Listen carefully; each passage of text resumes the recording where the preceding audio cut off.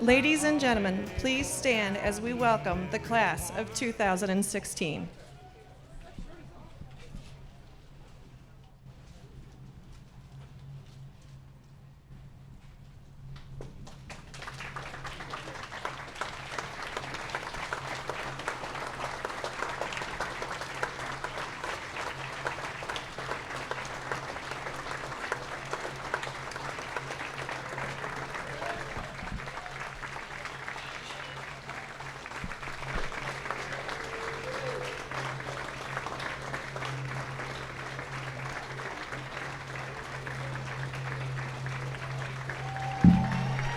Sorry.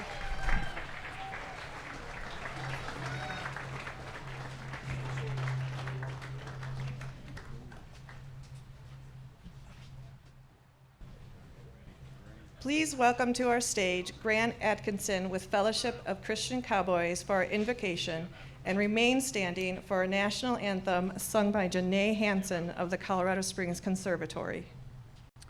And let's remove cover and honor our Creator.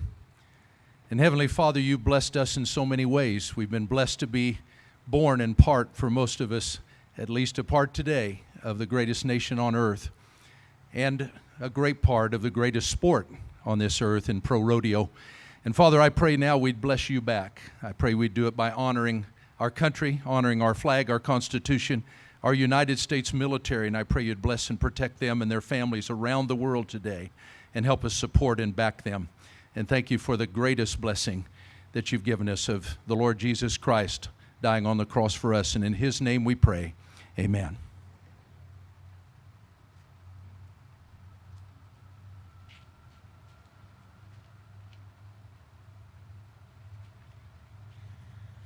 Oh, say, can you see by the dawn's early light what so proudly we hailed at the twilight's last gleaming, whose broad stripes and bright stars through the perilous fight o'er the ramparts we watched were so gallantly streaming, and the rocket's red glare, the bombs bursting in air, gave proof through the night that our flag was still there.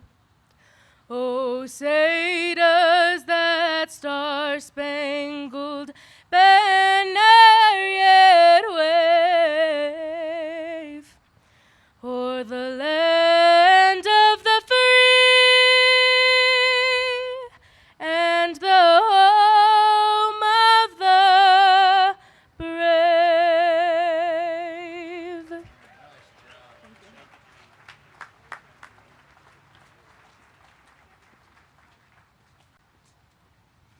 Please be seated.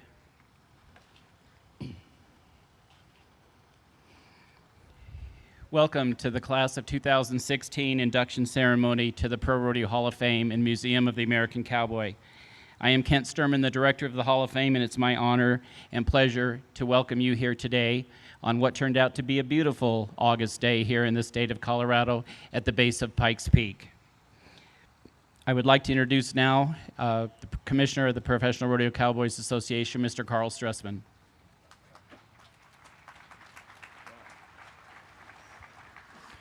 Who said it was calling for rain? I don't remember who said that, but I can tell you that another beautiful day. In all the years that I've even attended this, even before I was with a PRCA, this has always been a gorgeous day, and it's refreshing to see the class of 2016 here. With the congratulations to each and every one of you. This is just a fun weekend, and I hope you're enjoying yourselves. And again, thank you very much. I'd like to take the opportunity to recognize a few people. We don't do what we do without the great sponsors of the PRCA and the ProRodeo Hall of Fame. So if you're a sponsor and partner with us, would you stand, please? Thank you. Thank each and every one of you for all that you do. If you are a trustee on the board for the hall, or you are a board member for the Professional Rodeo Cowboys Association, would you please stand and be recognized?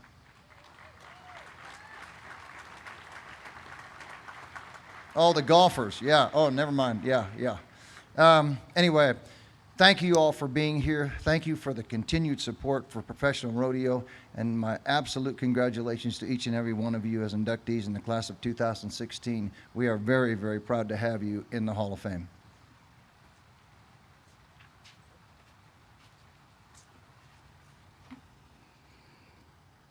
I couldn't do what I do on a daily basis without the support of Carl and the PRCA board and the Hall of Fame Board of Trustees. So I offer my thanks to them as well, but also to our hardworking staff. I certainly don't do this alone. I have a great support system in both the Hall of Fame staff and the staff of the PRCA. We are not two separate organizations when it comes to days like this. We are a team and we work well together. So to all the staff out there from both the Hall of Fame and the PRCA that have supported us and helped us all through the year, would you all please stand to be recognized?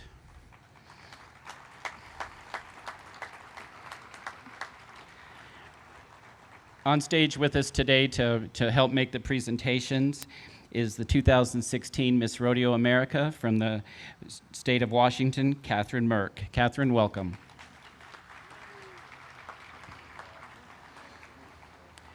I want to offer a special welcome to those that are watching us today on the Wrangler Network or listening on ProRodeoLive.com.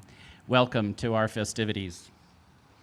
And now to introduce our MC for this morning, professional rodeo announcer Steve Kenyon has spent nearly 30 years sharing the story of pro rodeo with fans in arenas across the country and on the radio and internet and on rural radio Sirius XM Channel 147.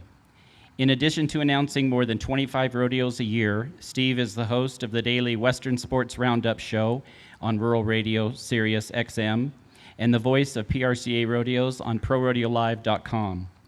He can be heard on the radio presenting live play-by-play coverage of the biggest events in professional rodeo, including the Wrangler National Finals Rodeo every December from Las Vegas. Steve is a frequent contributor to the Western sports programming on RFD TV, including, again, the WNFR. Steve is a native of Oregon, but today lives with his family and a herd of barrel racing horses in Gainesville, Texas. Ladies and gentlemen, we're honored to have with us today Mr. Steve Kenyon.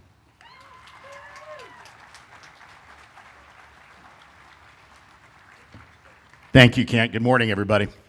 Do yourselves a favor for just a minute. Take a look around. I told Kent the other day that it must be horrible to have to come to work at this place every day. What a beautiful place. What an awesome facility. Kent mentioned my family, and if I may, for one moment, my wife and son are watching on the Wrangler Network today.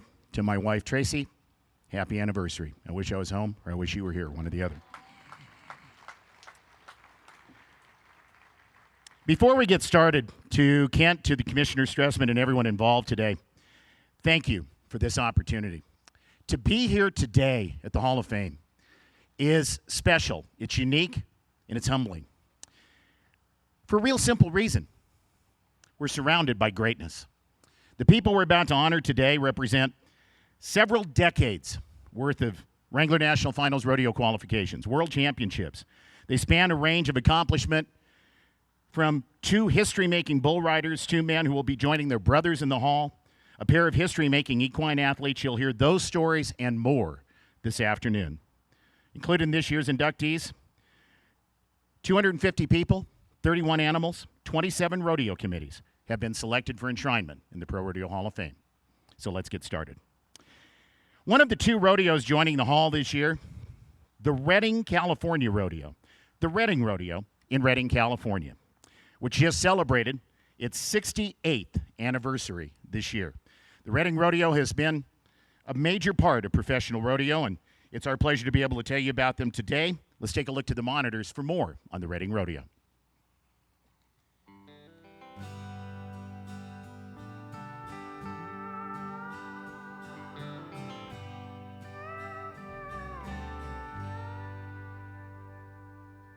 One of the PRCA's top rodeos since its creation after World War II, the Reading Rodeo is a long-standing member of the Wrangler $1 Million Silver Tour and the Six Pack Rodeo Series. It also holds the distinction of hosting the inaugural Wrangler Champions Challenge event on May 18, 2013. Known as the Shasta County Sheriff's Posse Rodeo until a formal name change in 1983, the rodeo is held every May at the Reading Rodeo Grounds. Reading is also a place where history was made. On May 20th, 1988, Lane Frost became the first cowboy to ride the ProRodeo Hall of Fame bull Red Rock. He made the 8-second whistle during a ride that was a part of the Challenge of Champions event. It was a moment in PRCA history that will never be forgotten. The Reading Rodeo contributes to the community in several ways. In addition to holding a Tough Enough to Wear Pink night every year, it also holds a Heritage Day in which 2,000 elementary school students visit the rodeo grounds for a behind-the-scenes visit, spending time with the cowboys and cowgirls and learning about the Western way of life. Reading has also held a special Kids Day for the past 50 years, giving mentally and physically challenged children the chance to experience rodeo. Please welcome Reading Rodeo into the ProRodeo Hall of Fame.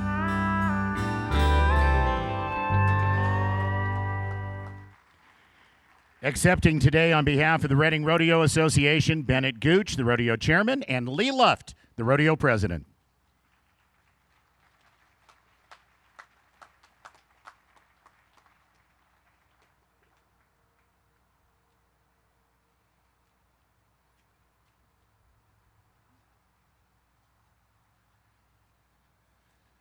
Good morning, everybody, and I want to thank Steve. I want to reiterate some of his words that he just said, because it's been all this time, it's been hard for me to wrap my head around this, but you said it best. We're surrounded by greatness, and I thank you for that, because now it puts all this in perspective now.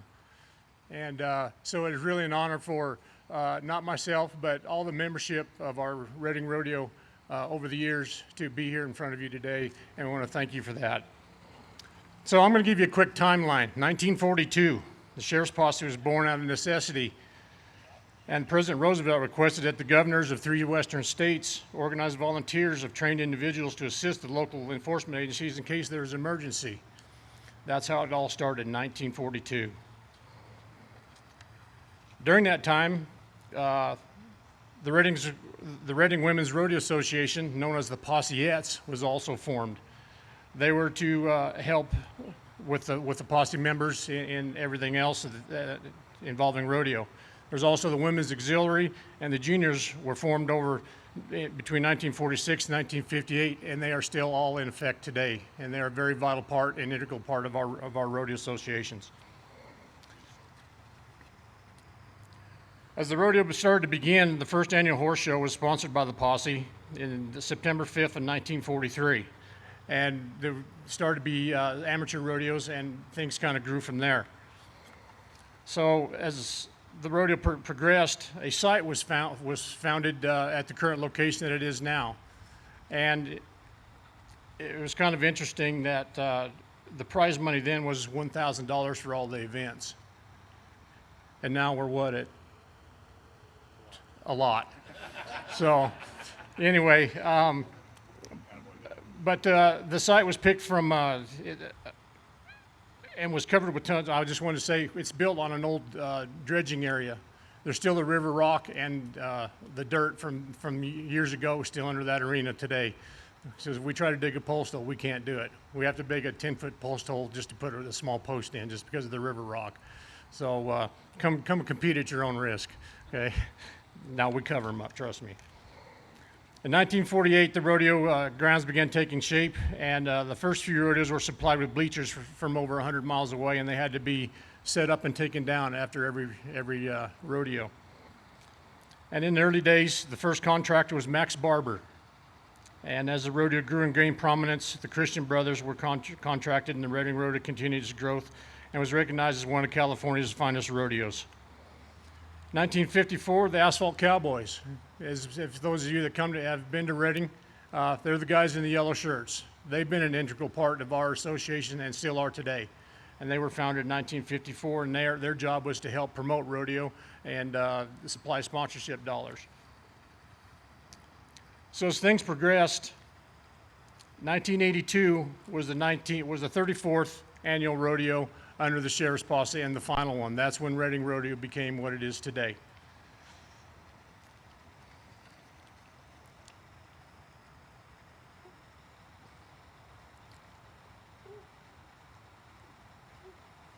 I just wanted to say that as the rodeo progressed, I think the California six-pack back in those days was formed, and that includes Oakdale, Red Bluff, Clovis, Hayward, Reading, and Livermore, and now Reno's involved with it also. So there's been a lot of history behind this. And then real quickly, in 1988, as you saw in the program, the famous duel between Red Rocks and Lane Frost, lest we ever forget that. And John Griner provided that bull to us, and he's our contractor and has been for many, many years since then. 2017, looking ahead, we're looking forward to celebrating our 69th annual Reading Rodeo held in the third week in May. And as I stand here before you, I want to invite you all to come out and check out our rodeo. And we hope to see you there. And I'm going to turn this over to my distinguished colleague and our rodeo chairman that's been one of the main catalysts of getting us here, Mr. Bennett Gooch. So thank you for your time.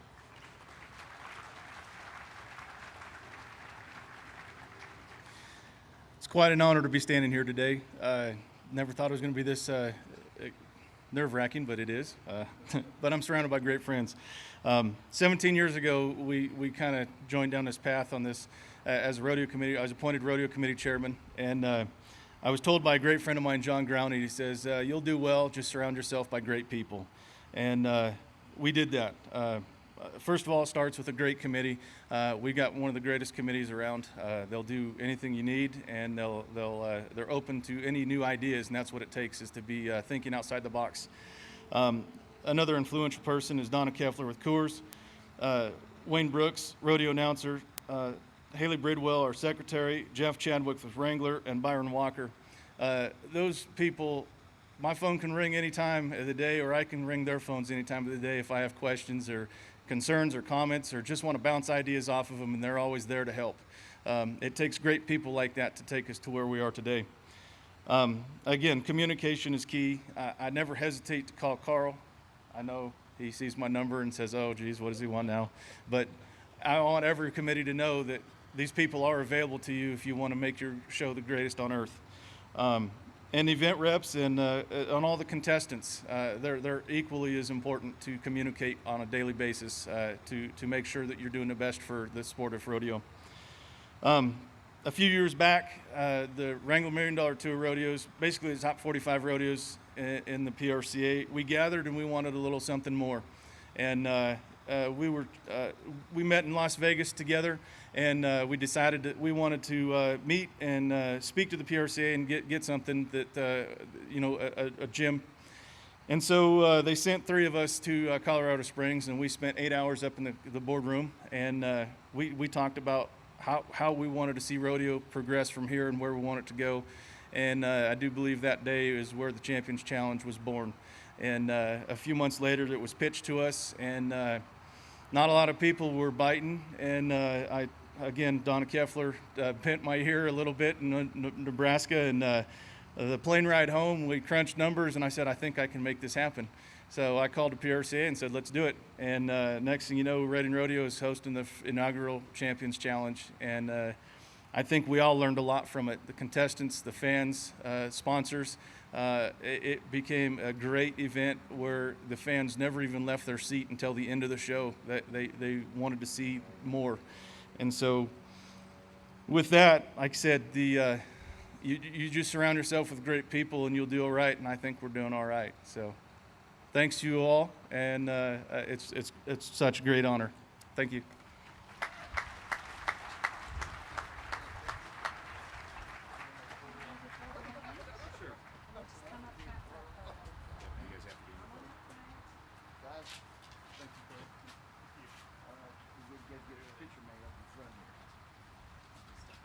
Out here.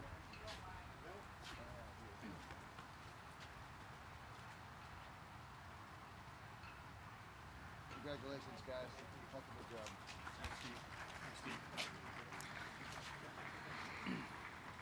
Gentlemen, congratulations. That is a great rodeo in Redding, California. You all need to go. It's another great rodeo we all need to go to. It's in Spanish Fork, Utah. Spanish Fork Fiesta Days. It was actually founded in a barbershop in 1942 by a group of ranchers and horsemen who started something called the Diamond Fork Riding Club. That was then. This is now. Take a look to the video for more on the Spanish Fork Fiesta Days Rodeo.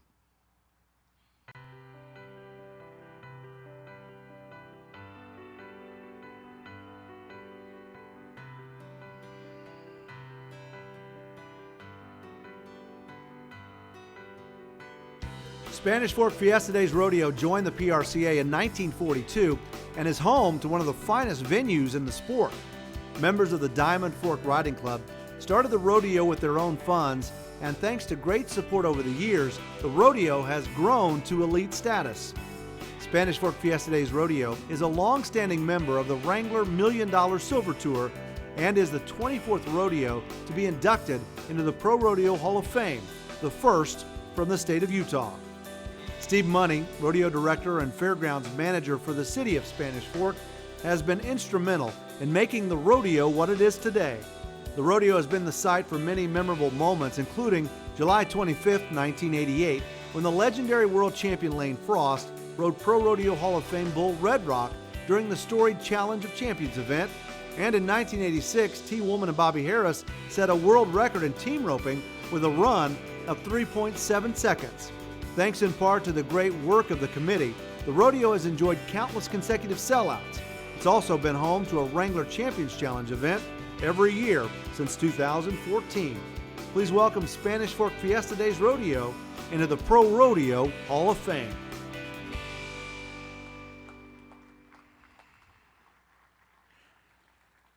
Some of you may have seen a story on Facebook that was circulating around about a month ago. You know where I'm going with this already, don't you, Mr. Money? After 33 years as the director of the Spanish Fork Fiesta Days Rodeo, Stephen Money wanted to go out with a little bit of flair. So on July 12th, he became the first person ever to ride a horse into a Spanish Fork City Council meeting, flabbergasting the City Council members in attendance as he told them to make sure they got the tickets before the event sells out.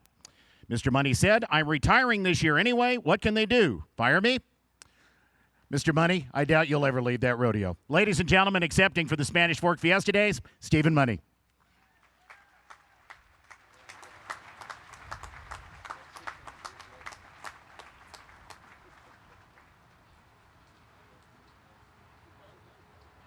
Thank you very much.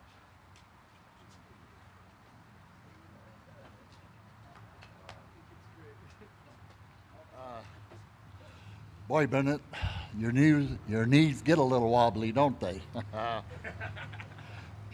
I was reading in ProRodeo Sports News about everybody, the inductees, and Jerold Camarillo said that when they told him that he was going to be accepted into it, he said he better start accepting practicing his speech, because his wife says he has a lot of trouble, that he always has tears in his eyes. It's because of the joyful heart that we have, Jerold, and the strong and happy emotions that we have, that them tears are there. And we'll try to get through this. You know, I did see in a movie one time where the guy had trouble speaking, and he learned that he tried to imagine the audience with no clothes on. So maybe we try that. Whoa. Whoa. Jerold, let the tears flow. Let the tears flow, Jerold. It'll be better.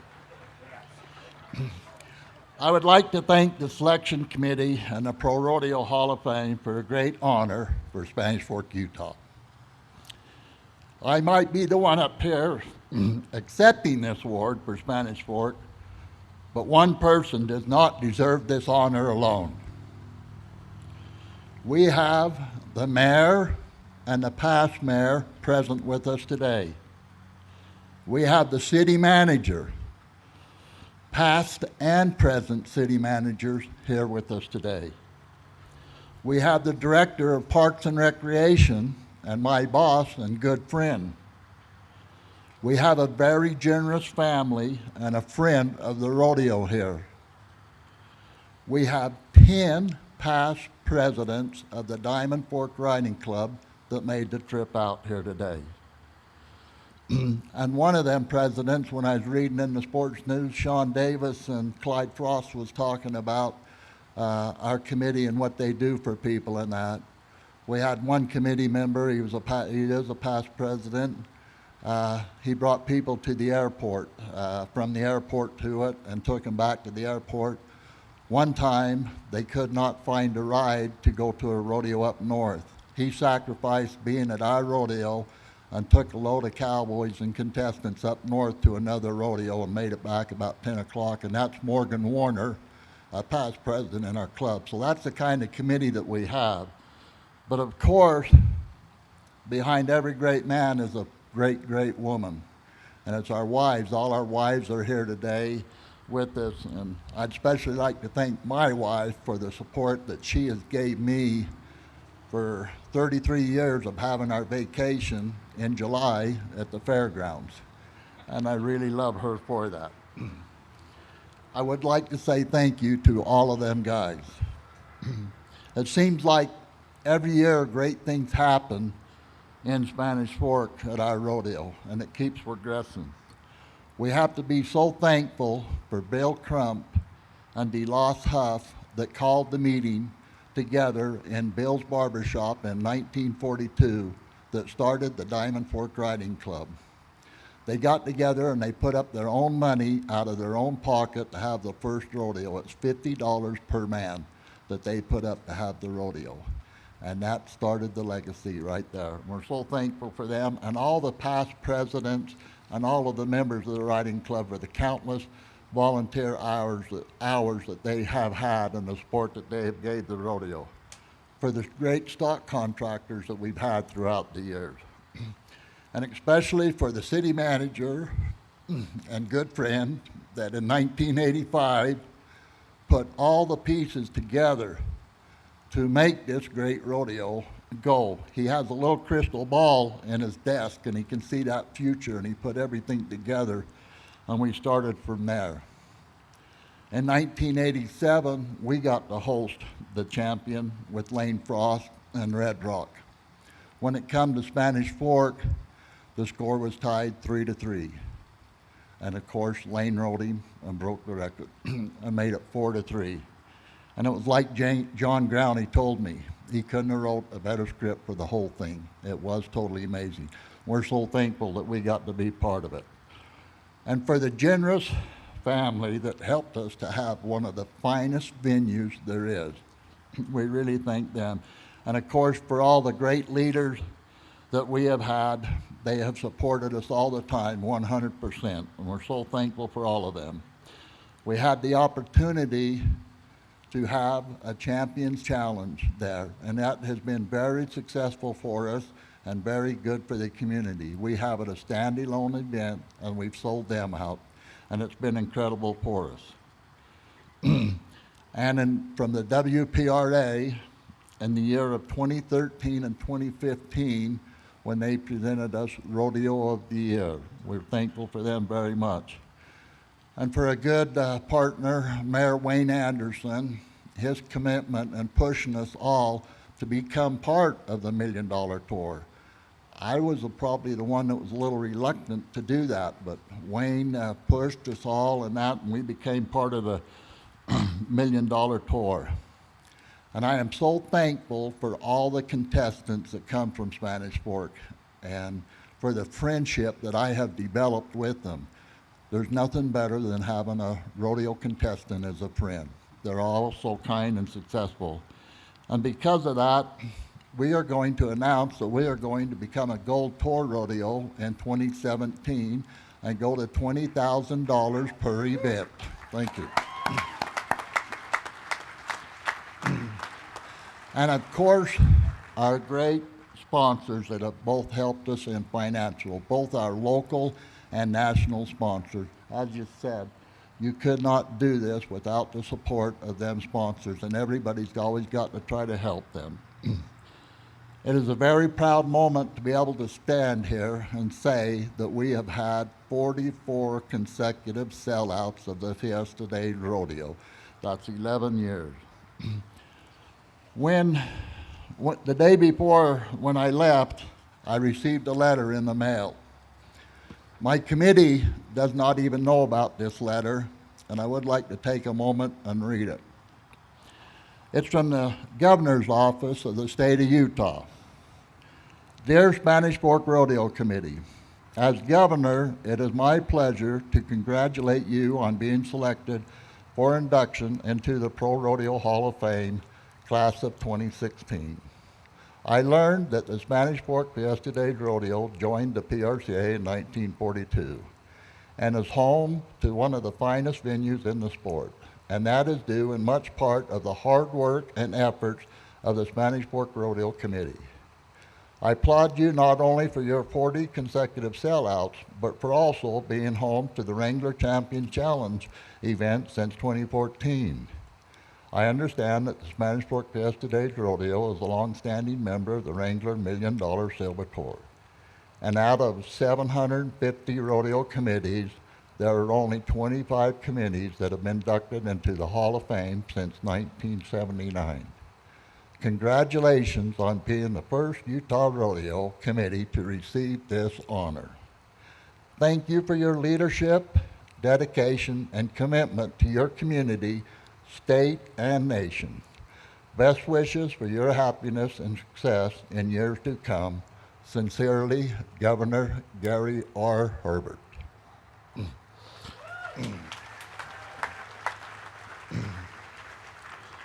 You know, sometimes when you go golfing, and I think Carl can bounce me on this, sometimes everything is together. You hit the great drives, and you make them great putts and that, and you use the phrase, the golf god was with me today. And from what I understand, Aaron, you could have used that golf god with you on Thursday. But I know for a fact if there is a rodeo god, that the rodeo god has been with Spanish Fork and watched over us. And I would like to have all 32 people that made the trip from Spanish Fork just take a minute and please stand. All of you, please stand, except for Shar. Shar is in a wheelchair and had surgery the day that she came out here. Ken, Carl, Aaron, and the rest of the PRCA staff, thank you for a wonderful day that you have made in our lives, a day that we will never, ever forget. Spanish Fork Fiesta Days Rodeo says thank you.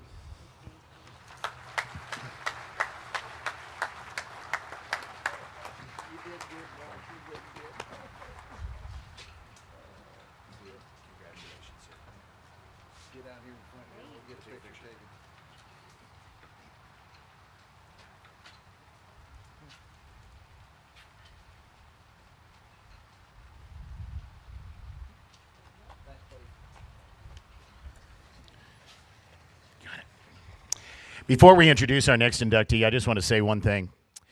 You just met two of the 600 plus rodeo committees we currently have in professional rodeo, and a lot of rodeo committee people are here today. Folks, we all need to understand something. Stephen Money, Bennett Gooch, the guys from Reading, the guys and ladies from Spanish Fork that are here, they're the heart and soul of our business. They're the volunteers that go to work, put their own money up, make it possible for all of us to go do what we do every day. Rodeo committee people that are here today, thank you. You're the heart and soul of professional rodeo.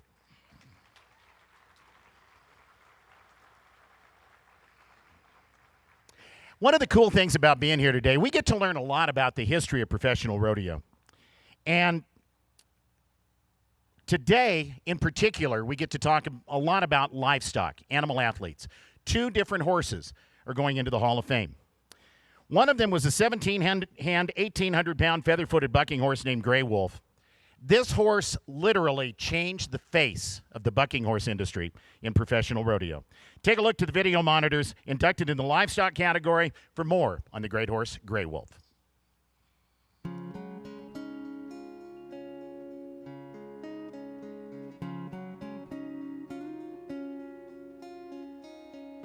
Gray Wolf never went to the NFR, but he was among the best sires owned by the legendary Tuke family. Gray Wolf produced the most award-winning horses that can still be seen today in the strings from Vold to Butler to Sankey to Rosser. Horses that go back to Wolf are Lunatic Fringe from Birch, Miss Congeniality, Powder River Rodeo, Grated Coconut, Calgary Stampede, Chuckleator from Sutton, along with many others that can be seen in arenas today. In 1987, two of Gray Wolf's offspring, Guilty Cat and Challenger, and his grandson Cloud Gray, all took home awards for PRCA accomplishments. Guilty Cat, owned by Calgary Stampede, was voted the PRCA Reserve Bareback Horse of the Year, while Challenger and Cloud Gray tied for the PRCA Saddle Bronc Horse of the Year. Feek Tuke, the patriarch of the family, and a 2008 inductee into the Pro Rodeo Hall of Fame, nearly made a disastrous decision of selling Gray Wolf early in the horse's life, but he came to his senses. Feek's son, Ernest, said, "I don't know what Dad was thinking. That $30 sale would have changed the whole face of rodeo that would still be felt today." Gray Wolf died in 1978 at the age of 22. Accepting on behalf of Gray Wolf is Toby Tuke, the great-grandson of Gray Wolf's owner, Feek Tuke.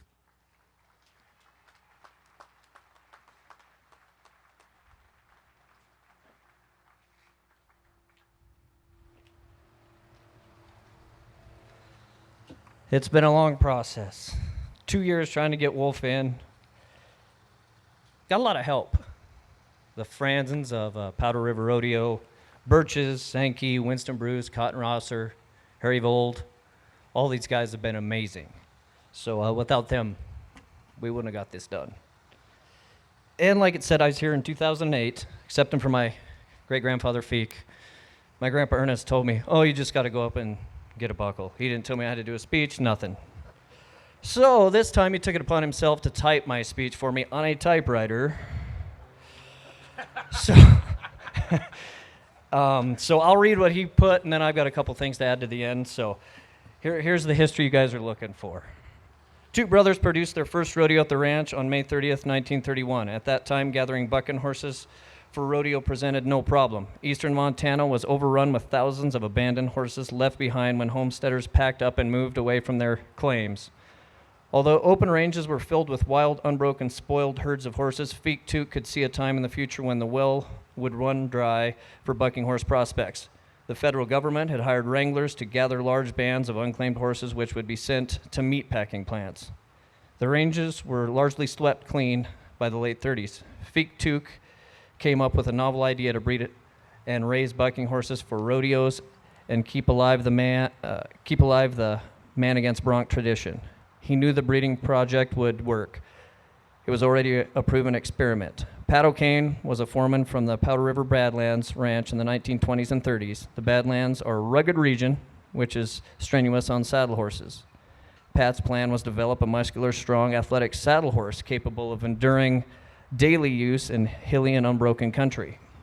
Pat bred a Shire stallion to thoroughbred mares, which gave birth to hardy, good-sized, active horses with endurance.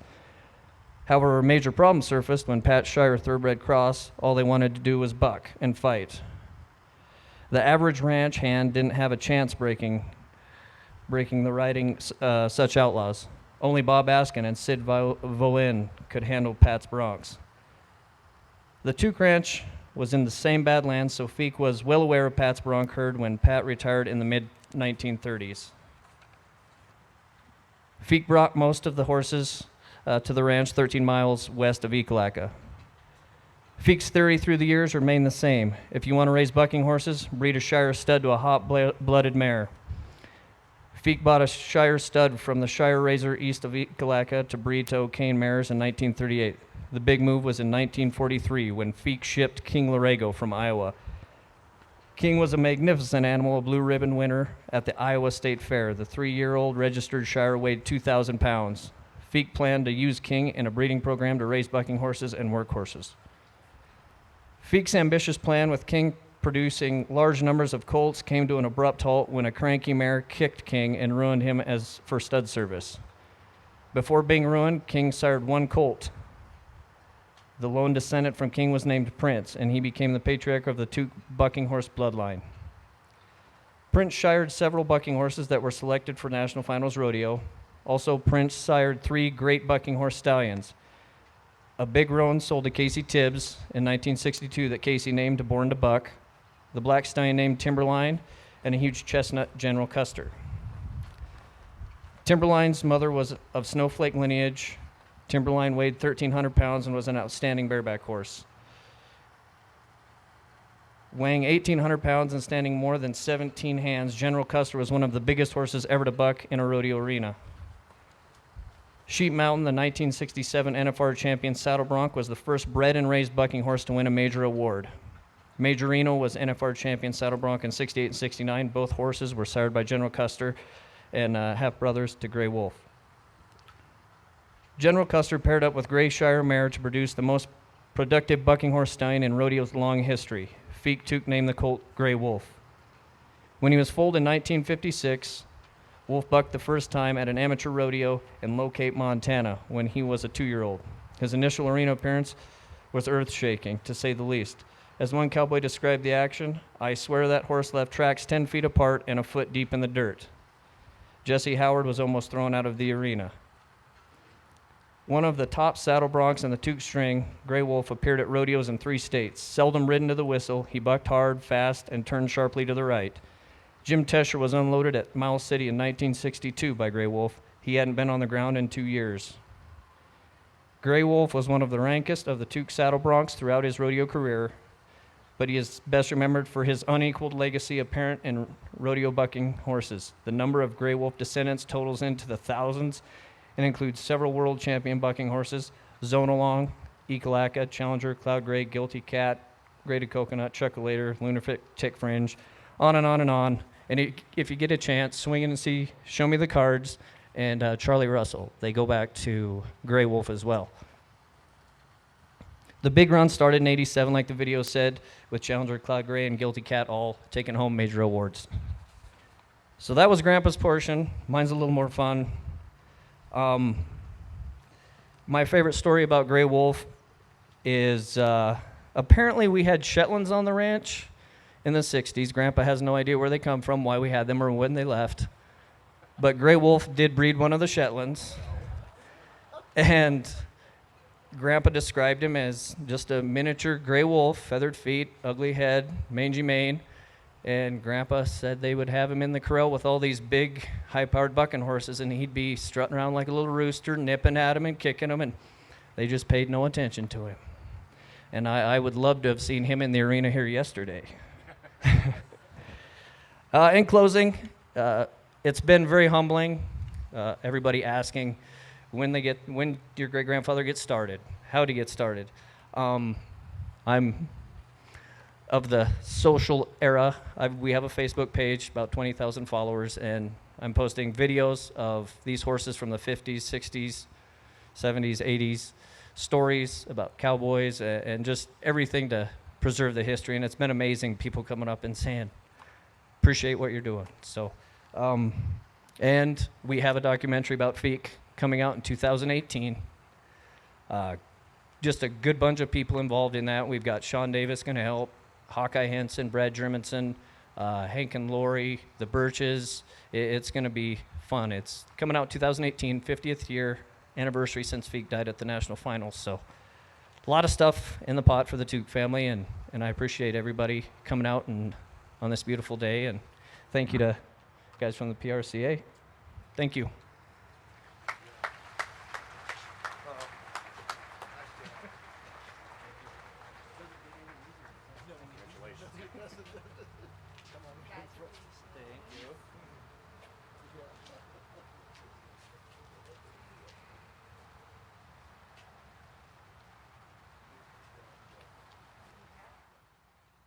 Toby, thank you.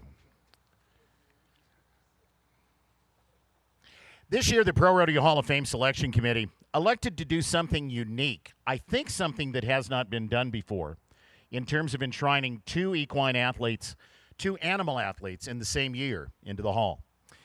And I'd like to applaud that decision. After all, where would we be in the rodeo business without our great livestock? Nowhere. So we need to celebrate. You just heard about a great bucking horse, Grey Wolf. On the timed event side, the first steer wrestling horse to enter the hall since 1979 is about to be introduced to you. Ladies and gentlemen, please take a look to the video monitors. We'll tell you more about the legendary bulldogging horse, Scottie.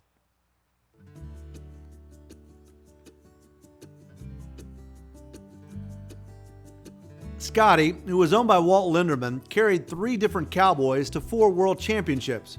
Harley May in 1965, Jack Roddy in 1966 and 68, and John W. Jones Sr. in 1977 when he rode Scottie as one of his mounts during the regular season. The chestnut gelding was also responsible for winning 6 average titles at the National Finals Rodeo between 1964 and his final appearance there in 1973. He also helped Linderman finish second in the average 3 times. Linderman bought Scottie in 1964 as a hazing horse for $1,600. When his bulldogging mount Mama was injured, he rode Scottie to win his first rodeo. An estimated $2 million was won on Scottie during a streak of 9 consecutive NFR appearances. No fewer than 5, and as many as 8 of the 15 finalists chose Scottie as their mount. The late John W. Jones Sr., a Pro Rodeo Hall of Famer, said in a 1973 Hooves and Horns article, "Scottie is the all-time great steer wrestling horse in my book. He's the best horse to mount people on because he can make so many runs without tiring. It seems like the more runs he makes, the stronger he gets. There's no horse I've ever seen that's in his class." The horse was officially retired in Red Lodge, Montana in 1979 and died in 1981 at the age of 24. Inducted this year in the livestock category, the great bulldogging horse Scottie. Accepting on behalf of Scottie is Walt Linderman's widow, Dorothy Linderman.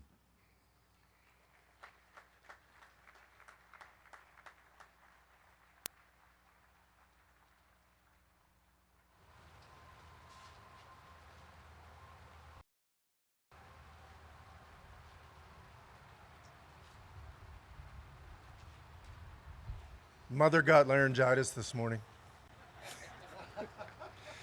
What a trip this has been. Started in 1964. I was about 11 years old. And believe me, I can remember that $1,600 was pretty hard to come by. Little known fact, when Scottie come up for sale, Walt, my dad, had $800. Didn't know where the hell the other 800 was coming from. A good family friend, C.R. Jones, who later owned Peanuts, who's already inducted into the Pro Rodeo Hall of Fame, loaned him the $800. And Walter brought Scottie home.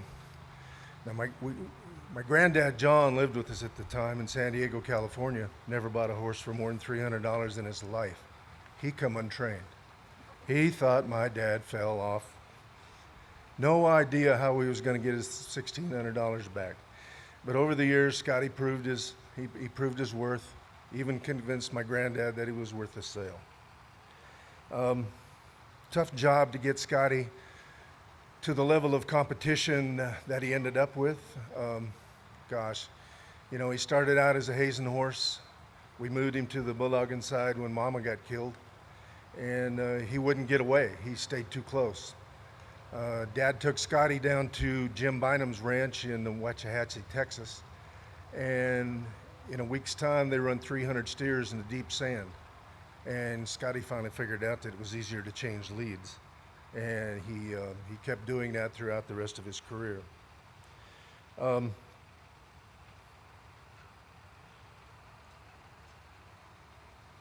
This is full circle for our family. It's been a long trail. We appreciate being here. We really like to thank the Pro Rodeo Hall of Fame for allowing us this opportunity. But I'd really like to thank the bulldoggers that made it possible for Scottie to achieve the things he done. You know, John W. Jones, Jack Rowdy, Harley May, Bob Christofferson, Lynn Perry, Troy Yetter, all won World's Championships or NFRs on Scottie. Troy was a world's champion high school bulldogger. Lynn Perry was the world's champion collegiate steer wrestler. And I'd really like to thank them for trusting their careers to Scottie, as well as the scores of other Bulldoggers that rode Scottie to the pay window. Again, thank you very much for having our family here. We really appreciate it.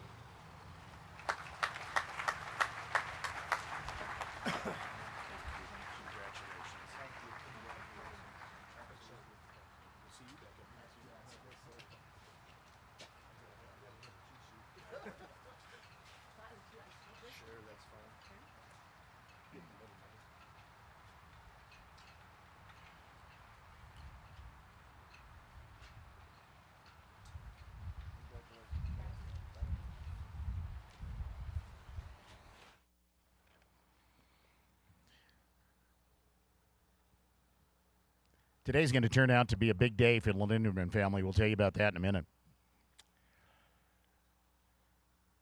Inducted this year in the category of notable is Myrtis Dightman Sr. If you saw the ProRodeo sports news recently that came out, Myrtis told the sports news that his mom was not thrilled with his choice to start riding bulls. She would cover her eyes and not watch. Myrtis, bet she's watching today. Ladies and gentlemen, let's take a look to the video for more on Myrtis Dightman.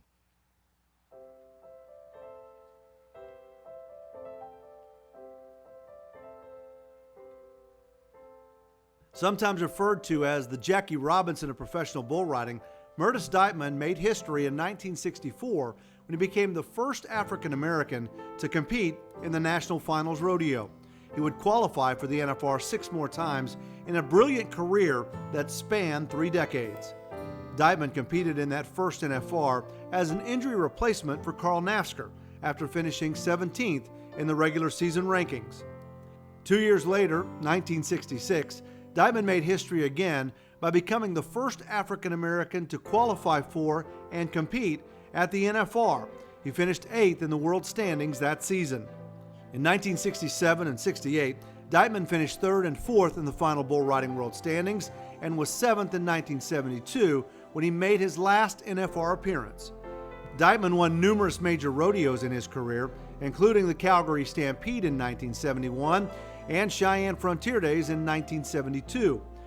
His success in the arena led to Dightman being featured in advertisements as the Black Marlboro Man, and he played a bull rider in the movie J.W. Coop with Cliff Robertson, and had a small role in the movie Junior Bonner starring Steve McQueen. Dightman began his rodeo career as a clown and bullfighter, but it wasn't long before he tried his hand at bull riding. Myrtis Dightman was a trailblazer, and his skill and determination have earned him a place in the ProRodeo Hall of Fame.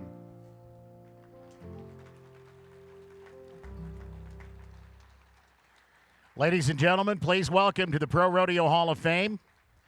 And I see he's got a friend of future Hall of Famer with him, or present Hall of Famer with him, Charles Sampson, Mr. Myrtis Dightman.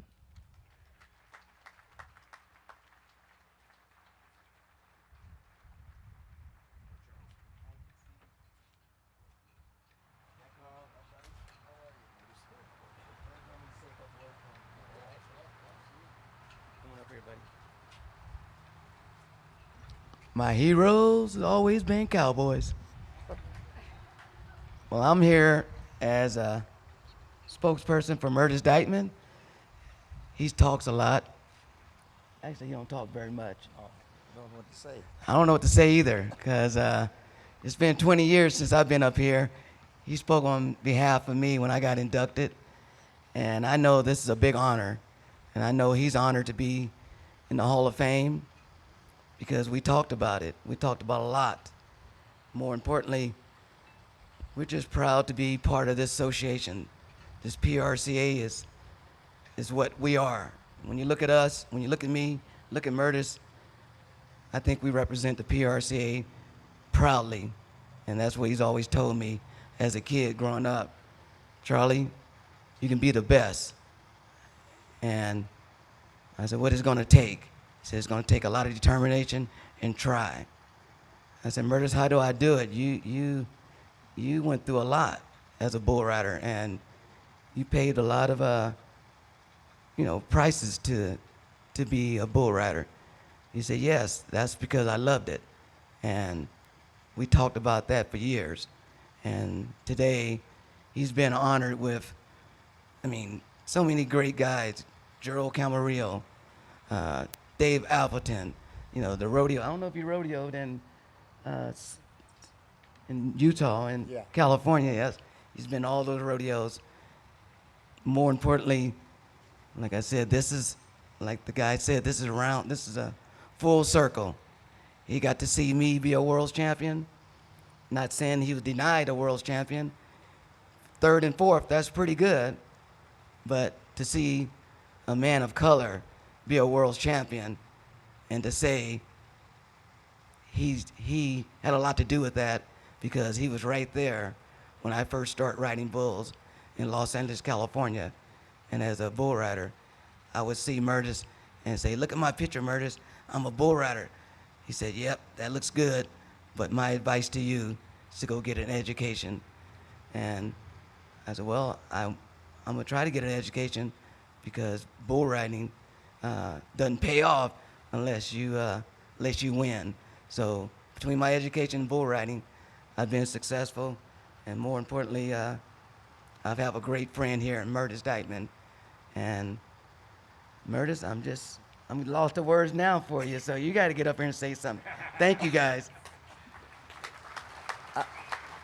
Good evening, and I just appreciate so much. It made me want to cry just to look at my friends that called me to be in this rodeo, being here. I look at Mr. Cash and my friend out there, and they said, "Man, you going to be inducted there?" I said, "I'm going to be there." So I didn't think they was coming. I look around at he's standing right there right now. So I got some friends, when I started the rodeo, and I started out fighting bulls. That's what I wanted to do. And then after so long, I said, "Man, I'm going to ride bulls." So I went to talk to some guys. I said, "Man, you can't ride them bulls." I said, "How you know?" I said, "Other folks ride them." They said, "You can't ride them." I said, "Okay." So then I burned down and I tried. I got thrown off a bunch of them, but I didn't stop. I tried again. So I wound up at the ProRodeo Hall of Fame. So then I went on and I tried and tried. So I said, man, what am I going to do? So then I got to think, guys told me I can't do it. And my buddy Freckle Brown, boy, he was the best friend I had. Freckle Brown, Jim Scholler, Jim Charles, and all of them, So when I win 3rd in the world one year. And I went to him, I said, "Freckles." I said, "Yeah." He said, "Man, what can I do to win the world?" He said, "Man, let me tell you what you can do." I said, "Okay." He said, "Keep riding bulls like you ride and turn white." So that's a true story. That's a true story. But then I know that I couldn't turn. I knew that wasn't going to never happen. So then I looked back on my buddy Charlie Sampson. So I said, well, I'm gonna help him. So can I help him do it? Because folks said it couldn't be done. So don't never say it can't be done. Because the bull don't know no difference between you and me. He don't. The bull ain't got no color. So after I got helping Charlie, and he said, and so I got him started real good. Then I kind of left because I was getting kind of up in age, So he went around with Larry Mahan and Bobby Bergen, a bunch of them rodeoing, and so. He called me one day. He said, "Myrtis." I said, "What?" He said, "Man, I'm gonna make the finals." I said, "Yeah." He said, "Yeah, man." He said, "I might be the champion of the world." I said, "Man, if you do, I'll be there." So I went there and pulled the rope. So then, this is over. I done what I thought I could do. I just want to prove to her that a black guy can win, and he does. Thank you.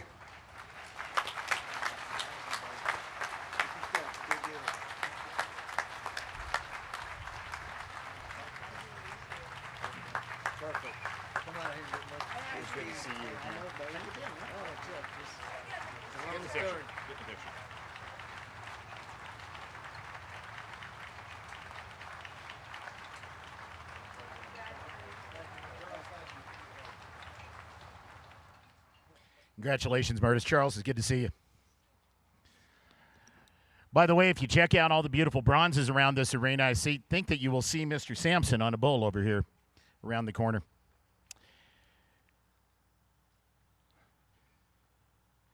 Our next inductee is being inducted posthumously in the contract personnel category. He should be here today. We lost him way too young. His name is Phil Gardenhire, rodeo announcer, one of the best ever. He was working for a radio station and given a chance to pick up a microphone at a rodeo one day when the announcer had to go compete. Thank goodness, because a Hall of Fame career was born. You have to wonder how many times Phil would have appeared at the Wrangler NFR, how many Announcer of the Year awards he would have won. But today, it is our pleasure to welcome him to the Hall of Fame. Ladies and gentlemen, take a look to the monitors for more on Phil Gardenhire. Here's how the way you can help out. Because they say the louder that you can yell, hoop and holler, stomp your feet, the harder the Cowboy's going to try. Ladies and gentlemen, join with us right now as we welcome to the arena what we call an American patriotic salute to these are United States of America. Phil Gardenhire joined the PRCA in 1984. He was selected to work the National Finals Rodeo 5 times and was widely known for helping reintroduce the mounted announcer to pro rodeo. He announced the NFR in 1985, 87, 88, 89, and 1993. He also worked the Clem McSpadden National Finals Steer Roping, the Dodge National Circuit Finals Rodeo, and the National High School Finals Rodeo. He died April 14, 1999, as a result of injuries suffered in an automobile accident at the age of 46. More than 500 mourners attended his funeral. Pro Rodeo Hall of Fame announcer Hadley Barrett praised Gardenhire just after his death in a Pro Rodeo Sports News article, saying, "I think without fail, anyone in the business would say he's one of the best." The Phil Gardenhire Memorial Arena in Poto, Oklahoma is named in his honor. It was a life and a career cut way too short. His memory lives on now in the Pro Rodeo Hall of Fame. It's an honor to be able to welcome. It's an honor to be able to welcome Phil Gardenhire to the Pro Rodeo Hall of Fame this afternoon. Joining us, Phil's son Tyler, Phil's wife Kay. Ladies and gentlemen, welcome them to the Pro Rodeo Hall of Fame.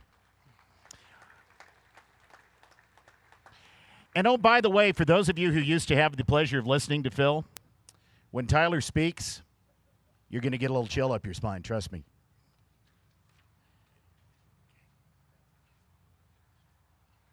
He's too kind.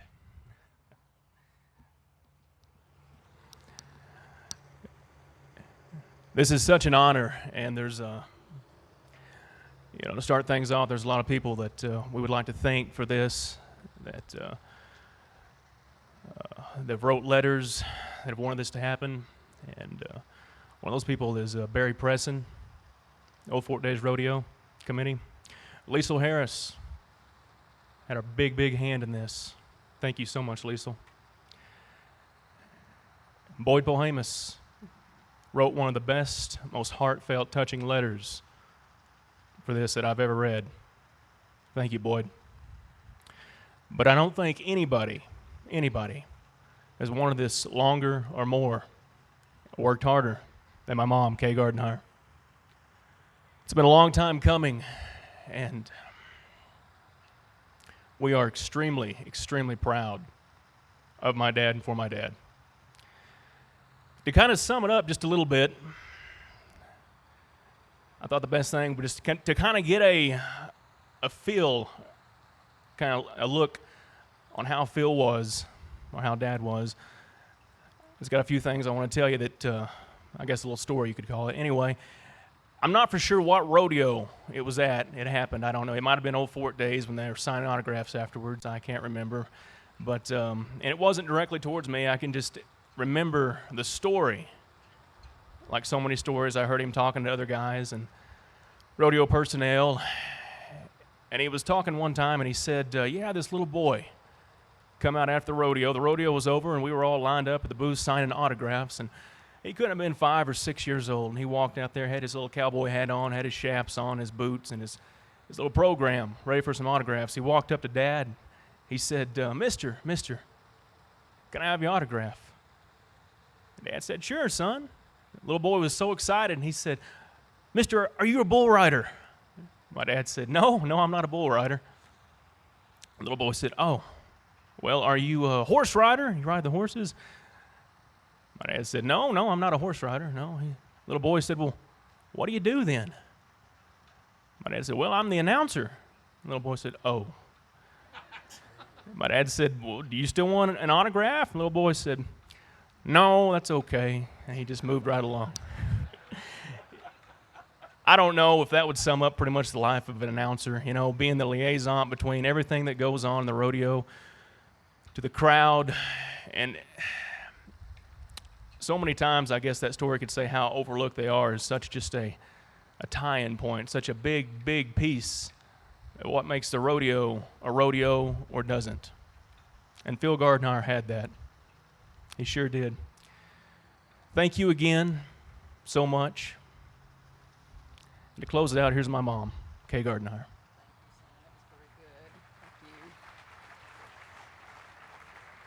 I don't have a lot to say. I just wanted to thank all of our rodeo friends that have made the long trip here from Fort Smith, Arkansas, and from Alabama to support us. We appreciate that very much. And I would like to thank the Hall for this special honor of inducting Phil. It's been a long time coming, as Tyler said, and it's like we can now close a final chapter in his life. Thank you.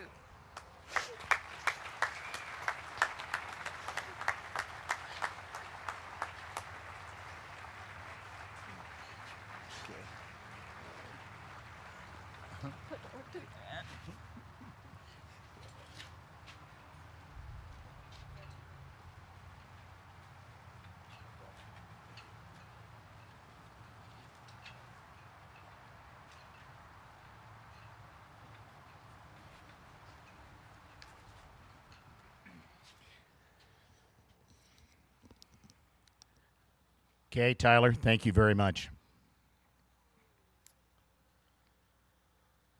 Inducted this year in the category of contestant as a steer roper is Arnold Feltz.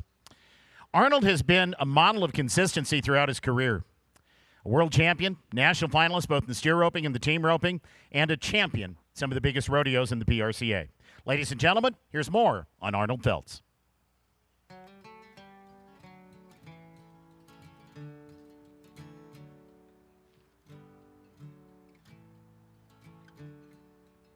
Arnold Feltz has an impressive rodeo resume. He was just the second man in history to qualify for the national final steer roping 20 times and broke through to win the world championship in 1981, beating fellow ProRodeo Hall of Famer Guy Allen by nearly $5,000 to capture the gold buckle. Feltz' NFSR qualification spanned 3 decades, starting in 1978 and ending in 1999, and his 20 appearances are third all-time, behind only the legendary Allen and Rocky Patterson. Feltz was a steer roping reserve world champion in 1980 and 1993, losing both times to Allen. Feltz finished in the top 5 in the steer roping world standings 10 times. Feltz set the record for most consecutive rounds won at the national final steer roping, 6, by capturing rounds 3 through 8 in 1993. Additionally, Feltz won the national final steer roping average championships in 1992, 94, and 95. He was also a 3-time NFR qualifier in team roping and finished 5th in the final team roping standings in 1976.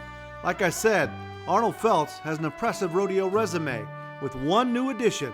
It now says member of the ProRodeo Hall of Fame.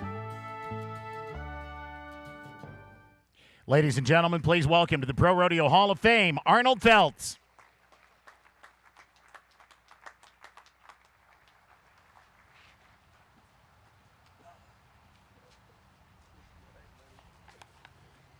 Good morning.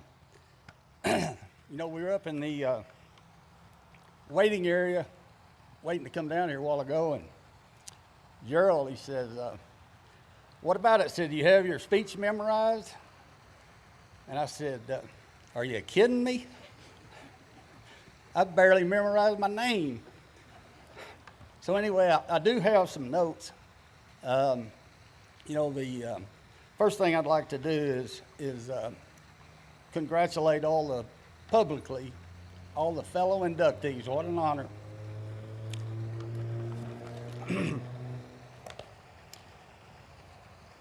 You know, after I got the call from Carl, our commissioner over here, and my friend Ace found out about it, he would call me, I don't know, 6 or 8 times, I guess. Working on that speech, Got that speech ready? Got that speech memorized yet? Even this morning up in the lobby of the hotel, he's checking it out to see if I had the speech ready. So I just kind of let it, go in one ear and out the other. I didn't really ever say anything. I didn't really indicate if I was even going to say anything or what I was going to do, but now I'm going to let the cat out of the bag. What I thought I'd do is, we're about halfway through the induction ceremony probably, so I thought, well, cowboys, and especially me, aren't known to be great speakers, so I'll just let everybody have a water break and a restroom break, and I'll just stand up here in awe of all this and savor the moment. And so if there's anyone that needs a drink of water or go to the restroom, feel free to do so, and I'll just kind of stand around up here and for a little while and enjoy it, because I'm pretty sure no one's told me, and I haven't ever done this before, but I'm pretty sure this might be a once-in-a-lifetime thing. While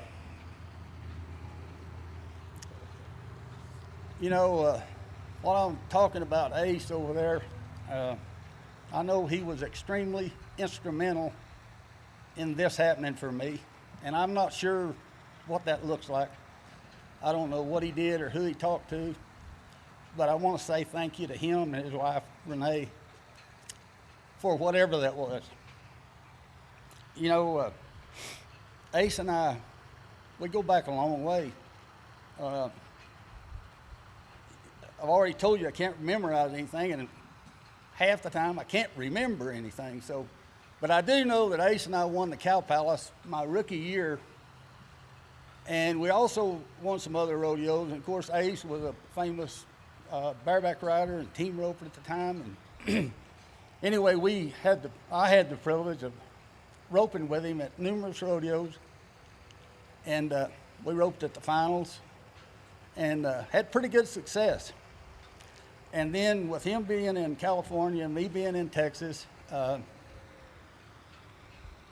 we didn't stay in constant close contact, but we did see each other occasionally and talk on the phone. And then a few years ago, 3 or 4, I think, he and Renee moved back to Oklahoma, and so we got a chance to enter some jackpots and team ropings again. And one day he called me. We'd roped at a couple of jackpots, and he called me and he said, hey, he said, let's get together and practice a little bit. And I said, well, okay. And he said, did you know that you and I have never ran a practice steer together? And I go, holy crap, no. So anyway, I said, thought about it a minute, and I said, well, we had pretty good success. Do we really want to screw that up? But anyway, we have had a couple of practice sessions, and we've actually won a couple of checks since we practiced, so maybe it didn't hurt anything. Also, I wanted to tell you that when he was at my place on one of his practice visits, he was strolling through my barn and happened to see my, as he called them, antique golf clubs. And he asked me, he said, would you use a rope that you used back in the 60s or 70s to rope with today? And I said, well, no, probably not. He said, well, I wouldn't be using those clubs either. So anyway, he took it upon himself to get me a new set of clubs before I came up here to play in the golf tournament. So when I show up at the country club, I look like a golfer. I've got the attire, I've got the shoes, I've got the clubs, I've got the bag. And I'm telling you, until I hit the ball, you would think I was a golfer.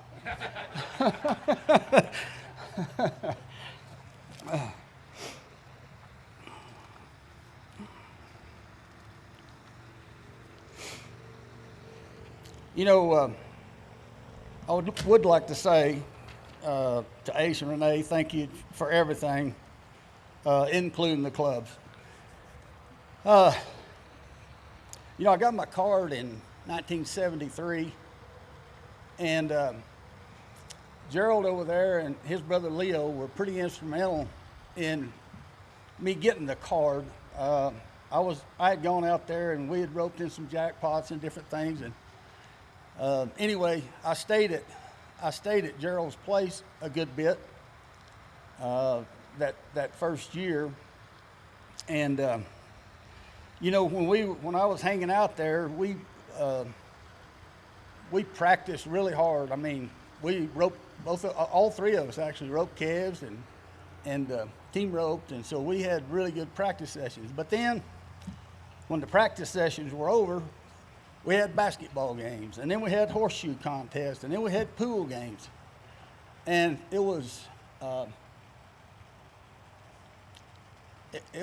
wasn't a fun game. It was a play for blood game.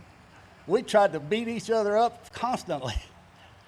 So anyway, I say that to say this. I just wanted to say thank you to Jerold for for the memories and for the support back there in those days.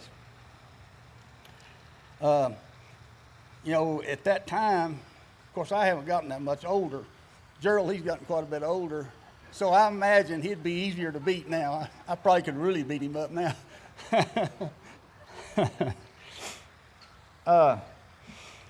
You know, I could stand up here and, you know, tell some stories about winning something somewhere and that kind of thing, but I thought maybe for a minute I'd talk about my humble roper beginnings, and they were pretty humble. You know, as a country boy growing up in West Texas, and I'm talking pretty country, even as a toddler in photographs, I don't know if I've ever seen a picture, unless it was a true baby picture, of me that there wasn't a rope in it somewhere. I was either dragging it or pushing it or had it on my arm, or I've had a rope all that time. So anyway, I roped everything that didn't move and most things that did move. I roped the rocks, the sticks, the bushes, all the farm animals. My brother, I think that's why he became an inside person. He didn't want to come out there and get roped. Anyway, you know, in West Texas, a couple of things that you need a moving target to be able to get good with a rope, and so I found out that a shadow, if there was an animal going by, that was pretty good. It was moving. You know, I roped a lot of broom weeds and riding along in the pastures, and a couple times I even got bucked off because I jerked the weeds out and they'd spring back up there toward the horse, and so they'd buck me off. Just me trying to get the weeds out of my rope.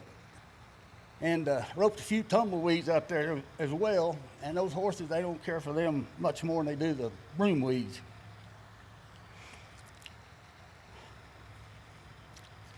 You know, I even roped a young buck deer one time. I was a little older then. I was probably in high school maybe by then. And that turned out to be not such a great idea. I wound up pretty skinned up, and my dad's best horse wound up pretty skinned up. And to my knowledge, that young buck's still wearing my rope around his neck.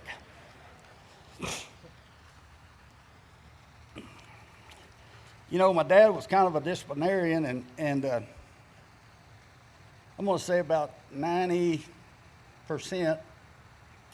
of the whoopings I got when I was growing up, and I got whoopings. He didn't give whippings, he gave whoopings. And but anyway, it was for roping something that I had probably been told numerous times not to rope. You know, when he told me, don't rope and tie those milk pen calves, what I heard was, don't rope and tie those milk pen calves until I get out of sight. I'm not sure how he knew I was roping and tying those calves because they all had the hair worn off on 3 legs. I don't understand how he knew.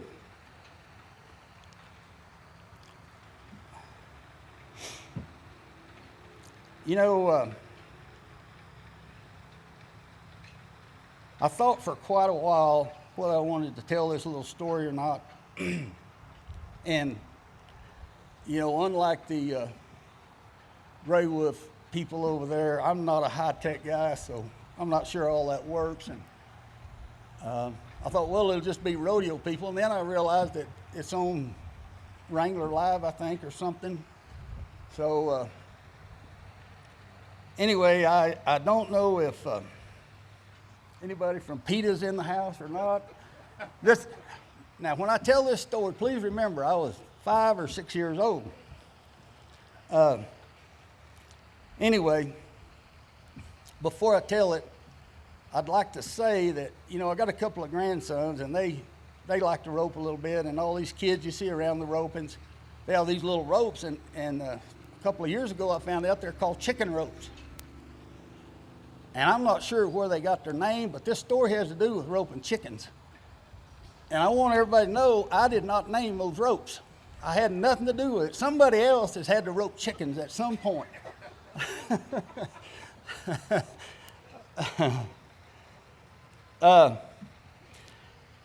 Anyway, I was pretty good at we had, you know, free range chickens for the eggs and stuff when I was growing up, and I was pretty good at roping a chicken, and I'd lure them on a little grain or something and take off, and I could catch them and turn them loose.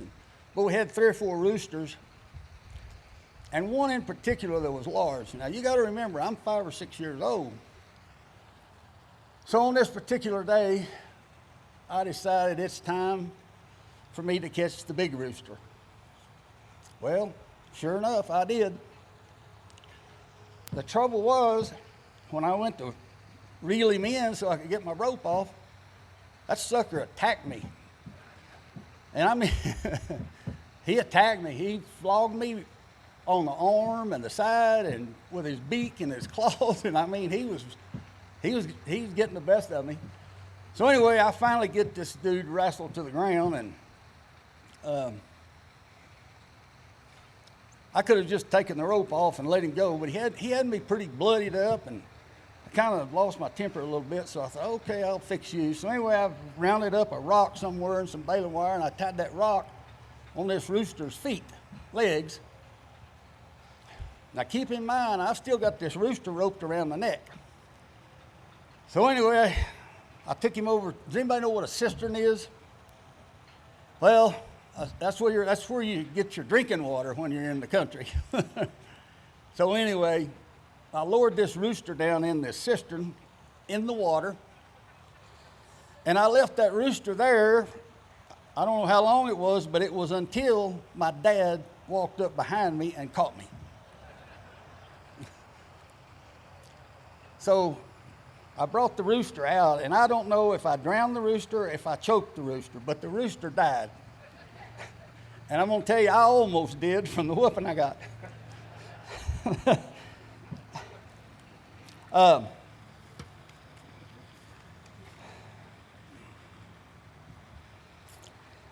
You know, so much for those stories. I'll just mention a couple of things about rodeo. You know, one of the things that I did a little bit different than some of the rodeo guys is I tried to rodeo less and stay home more, and I also went to a lot of the big invitational ropings and stuff and had good success at those as well. You know, I liked the big rodeos. I liked the big stage, and that's what I tried to do, was prepare for those and have my horses ready for those and have me, ready for those.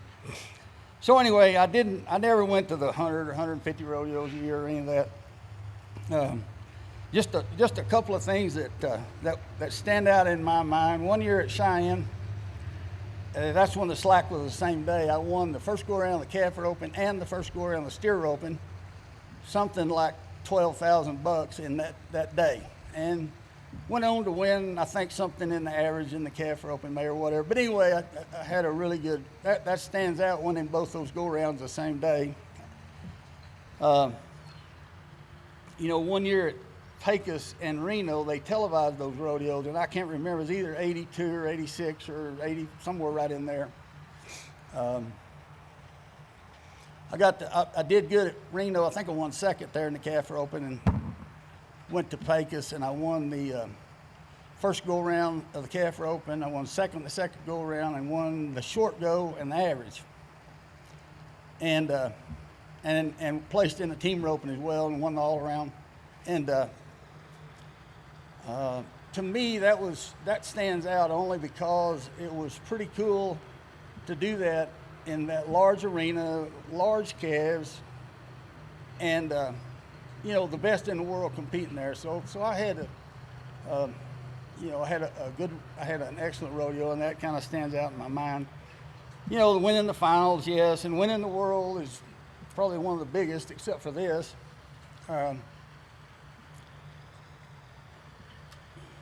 You know, I don't know what year it was, but one year after Cheyenne, I entered, I'm almost positive it was York, Nebraska, at the calf roping. And there was a lot of ropers because a lot of the guys had gone to Cheyenne, had entered, and they were, I don't know, 140 or 50 calf ropers, tight end ropers. And it was a one-header, and there wasn't a lot of calves tied in 7 at that time. But Butch Myers and I split the calf rope in there. We was either 7'3" or 7'4", and we were both 49 years old at the time. So we were able to really give those young guys a hard time.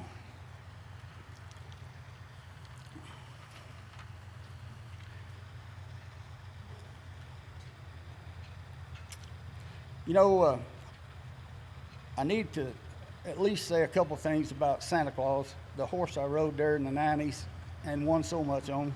I'm pretty sure he was probably more famous than I was, if famous is the right word, but well known. Let me say well known. How about that? You know, when I go to the finals, when it came my turn for the introduction, the opening ceremonies, they introduced the contestants. When it came my turn to go in, they just put on that song, "Here Comes Santa Claus" by George Strait, and everybody knew who it was. I mean, they assumed it was me. I guess it could have been anybody, but Myrtis riding him, and they wouldn't have known the difference. Even when I got ready to compete, a lot of times they just play part of that song, and sometimes they'd say, "Well, this is Arnold Phelps," and sometimes they just let it be Santa Claus. You know, he was a great horse, and I was in my 40s, somewhere in my 40s when all that took place. I was at Cheyenne one year, and I got through roping there, and I was out in the barn area, and my friend Bob Scott over there, I was taking care of Santa Claus, grooming him and bathing him, and he come over and he said, "Why do you take such good care of that horse?" I said, "Well, don't you think he's worth it?" And I'm telling you, that horse was worth it. You know, when Santa Claus got hurt and a little older, and I quit competing on him, I gave him to the Tarleton State Therapeutic Equine Center. And it was their center is for handicapped and terminally ill children, and so Santa Claus he lived there the rest of his life till he was 31 when he died there. Anyway, he was able to bring a smile to a lot of unfortunate kids, and so he did a lot of good his entire life. You know, having said that, I'd have to say that great horses make great cowboys, and Dave over there would have to agree that a great bucking horse will make a great cowboy. A great roping horse will make a great roper. You know, this event is a once in a lifetime experience. And I do feel very lucky to be standing here. You know, I did the work, but it really, not once did it ever seem like work, because I love what I was doing, and I still love doing the work. I still love competing at some level. Even if it's a handicap level, I still love doing that competition. I'd like to thank all the great bunch of friends and family that are here, my wife over there. The rodeo people are just great people, period. But these people that are here supporting me are some of the finest. I'd like to say thanks to the PRCA and all the hardworking people that make this event possible. Kent? You know, everyone has been just incredible to work with from day one.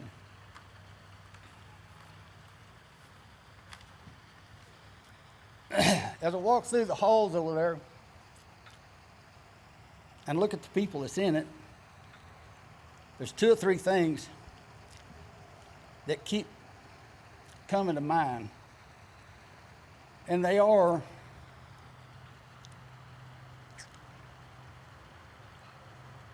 all of those people were people with a very competitive spirit. And those people, the ones I've known and know,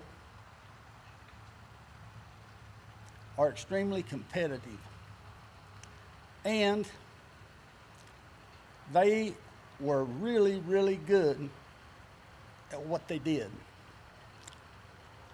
And with those thoughts in mind, I'd like to say that I'm extremely and humbly honored to join their ranks. Thank you.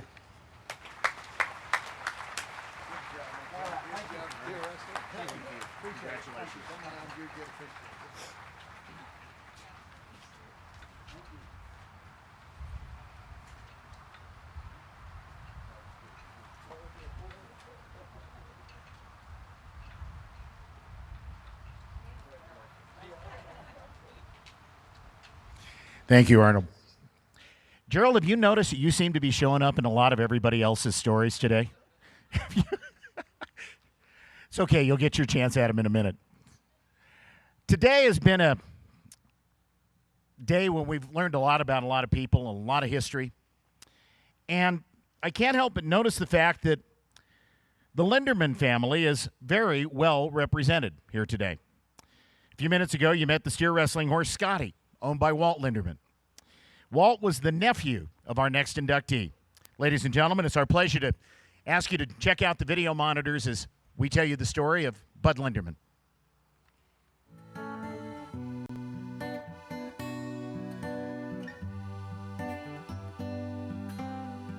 Bud Linderman was a true cowboy in every sense.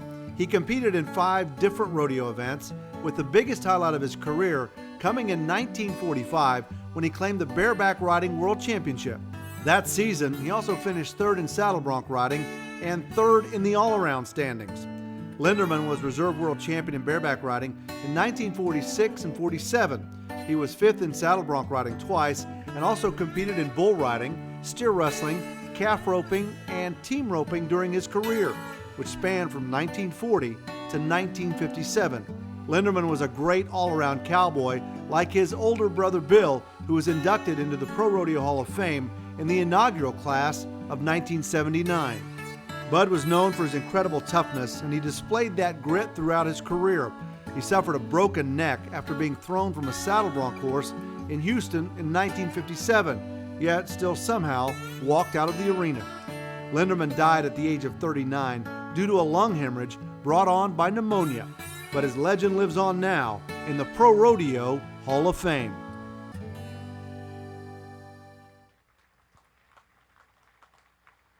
Inducted posthumously in the contesting category this year is a bareback rider, Bud Linderman. Accepting on behalf of Mr. Linderman is his great nephew, Jay.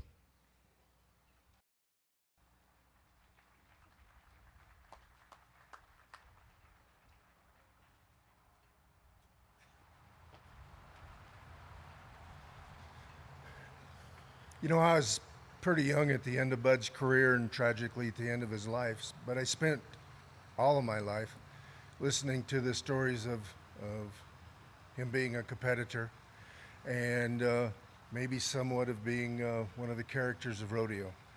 Lord knows ProRodeo has produced world-class champions, and they've produced some world-class characters. Bud fell into the same class as Casey Tibbs, Paul Mayo, Clyde Van Voris, John Edwards. They enjoyed what they did.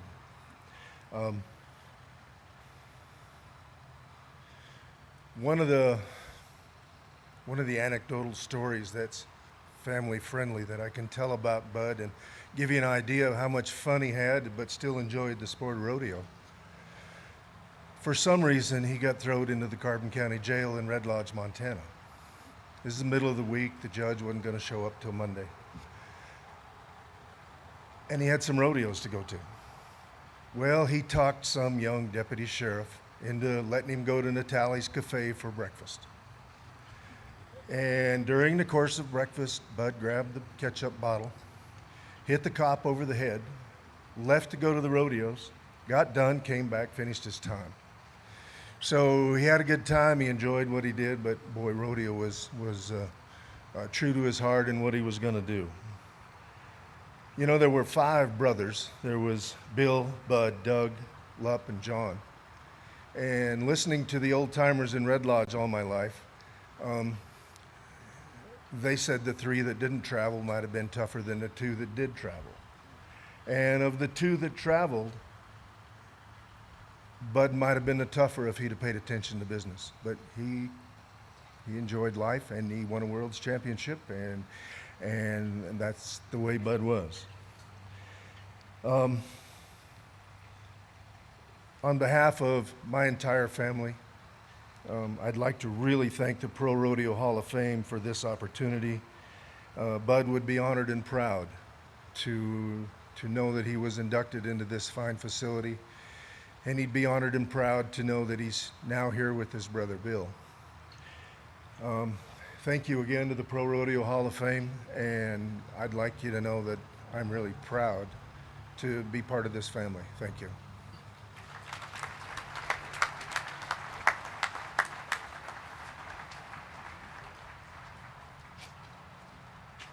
Thanks again.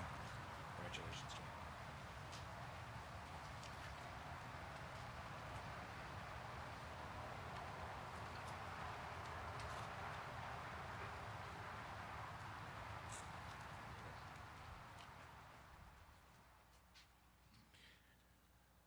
By the way, I'd like to take a moment to invite you all to come join us at a rodeo tonight if you happen to have the opportunity on a Saturday night. Castle Rock, Colorado, the official Pro Rodeo Hall of Fame rodeo. All of our inductees will be there, and we're looking forward to having a chance to share a little bit of fun with all of you tonight at the Douglas County Fair. Okay, Jerold, it's your turn. If there is one family that has been synonymous with team roping over the last few decades, it'd have to be the Camarillo family. I'd like you all to take a look at the monitors as we meet our next inductee, Jerold Camarillo.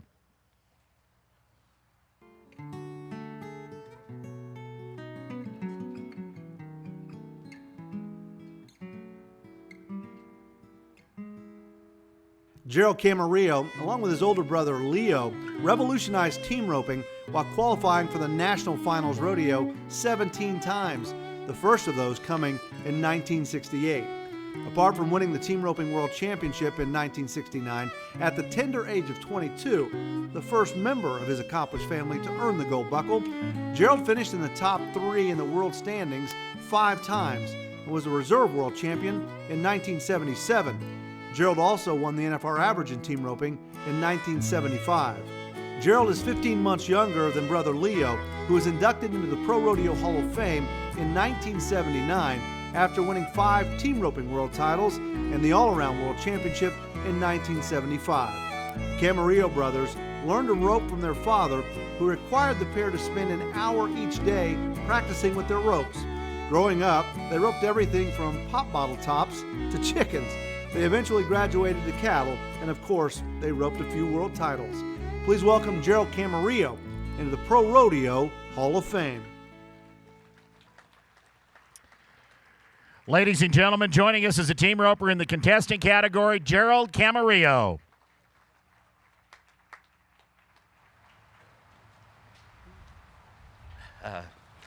Hello, everybody. By the way, Arnold, that was that guy that had that chicken. That was my rope. Some of you may know that my brother and sister do most of the talking.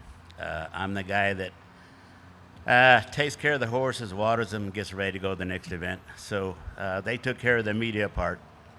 So I'm going to try to get through this as good as I can, which I'm sure I'll try. Thank you to ProRodeo Hall of Fame and the nominating committee. I'm honored here today.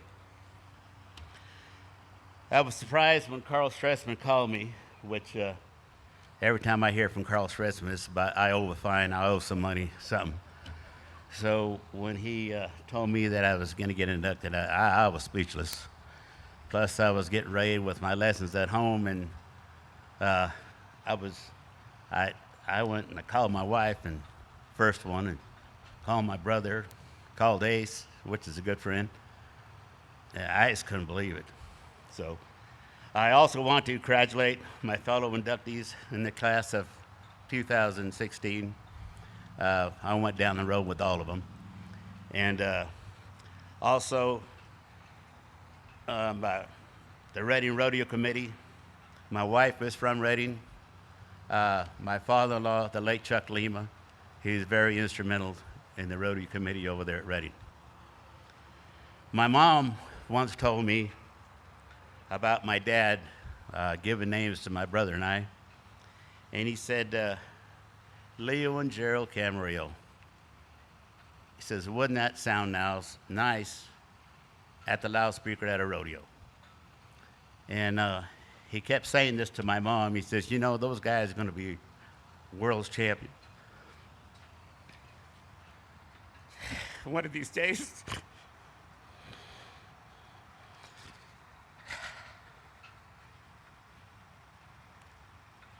So here I am today, being inducted to the Hall of Fame, and my dad and mom would be proud. Excuse me. I would like to thank my wife for supporting me and driving behind that wheel all those miles. To my sister, Christy, which is my PR girl, my agent, and all the people, my friends that traveled with me for this great honor.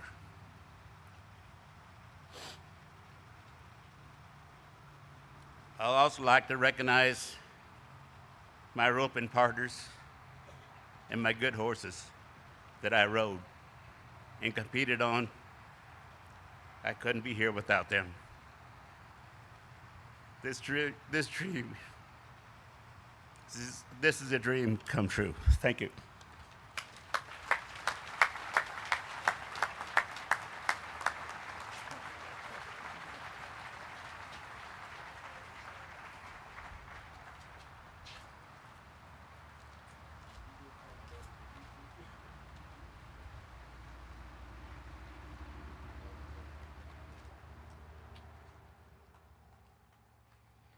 Congratulations, Jerold.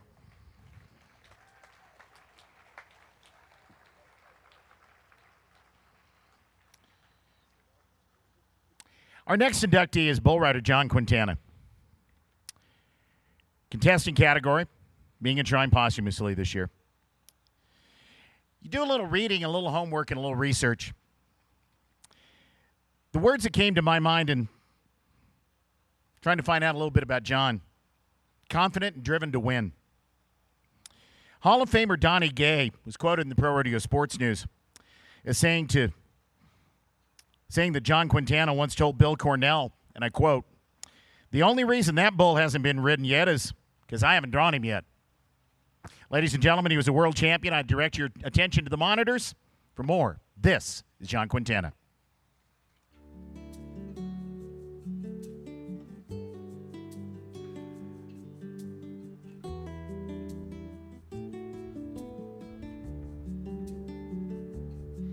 John Quintana was one of the great ranked bull riders of all time, not only claiming the 1972 World Championship over fellow Pro Rodeo Hall of Fame inductees Phil Line and Larry Mahan, but breaking the world record for highest mark bull rides twice in the 1970s. In 1971, he stuck Billy Minnick Rodeo Company's V61 for 94 points, and 3 years later scored 96 points on Butler Brother and Survey's number 17. Quintana qualified for the National Finals Rodeo in 6 consecutive years from 1969 through 1974, winning the gold buckle in 72 and finishing among the top 6 on 3 other occasions.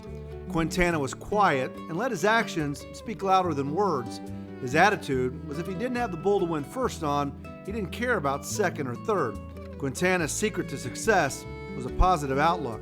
He moved to Australia in the 1980s to build a cattle empire. At one time, he owned both the Killarney and Waterloo stations, totaling more than 2.5 million acres in the Northern Territory, and ran 80,000 head of cattle. He died when the plane he was piloting crashed just after takeoff from the Roma Airport in Western Queensland, Australia on March 25, 2013. He was 65. John Quintana will be forever remembered in the Pro Rodeo Hall of Fame.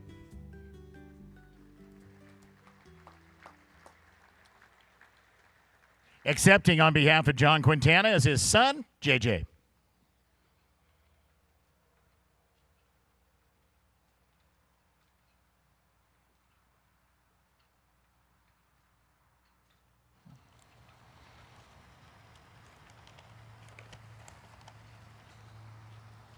I was so happy that I didn't have to go first today, and boy, I wish I would have went first, because I had a hard time getting through everybody else's videos and speeches, and I think they should show the video after the speech so you can get through it.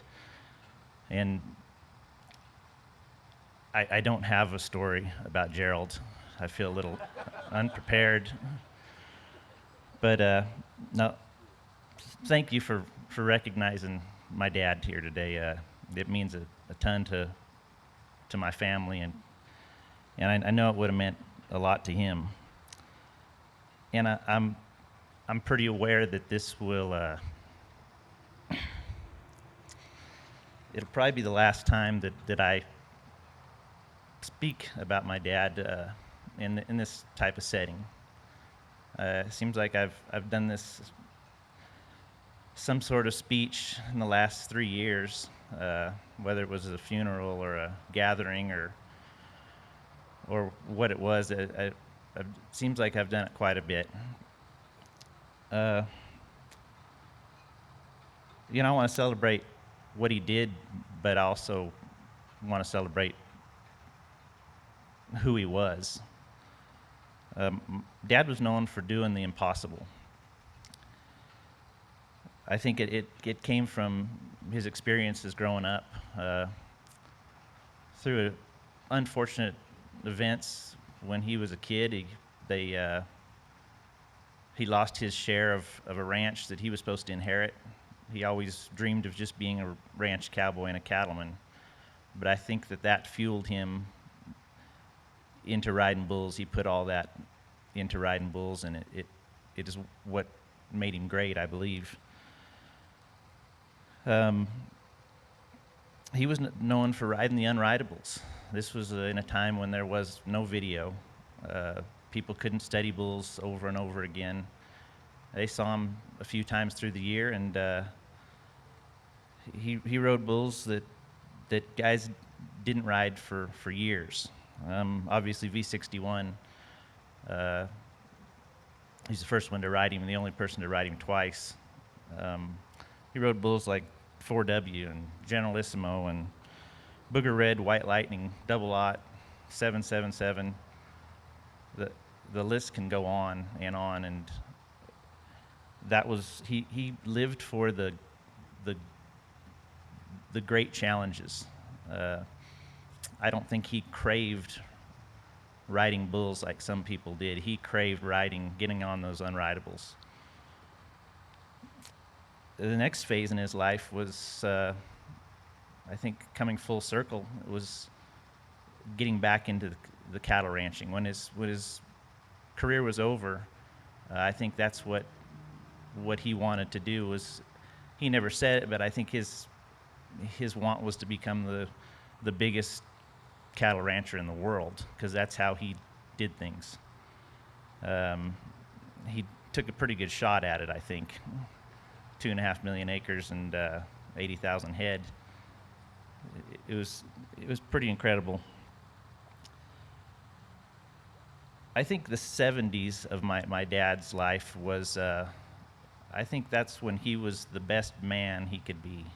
I think that's the time he made the most impact on people.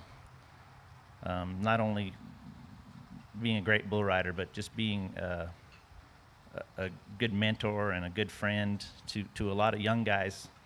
A lot of young guys that were coming up. A lot of rookies, guys like A.J. Swaim and Barney Bramer, and but he took the time to help them. When in an era where an era of tough men, that a lot of them didn't care a whole lot. They just get on and try, rookie. I know that those young guys back then, they really appreciated the time he took. We talk about stuff like today, and you think about the sport of rodeo or the sport of bull riding, and you think about how it all adds up and what's going on in the world. I mean, there's war and there's horrible things going on, and it seems small. But when you step back from it and you realize that for Dad, and I think for probably everybody here, rodeo was a vessel. It was a vessel to make an impact on people, and for people to make an impact on you. And so it becomes very, very important.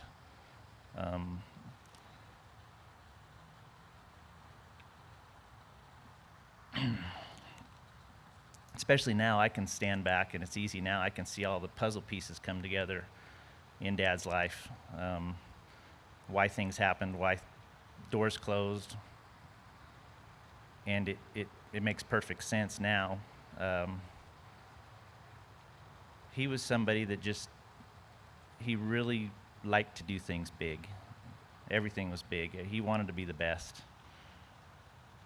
But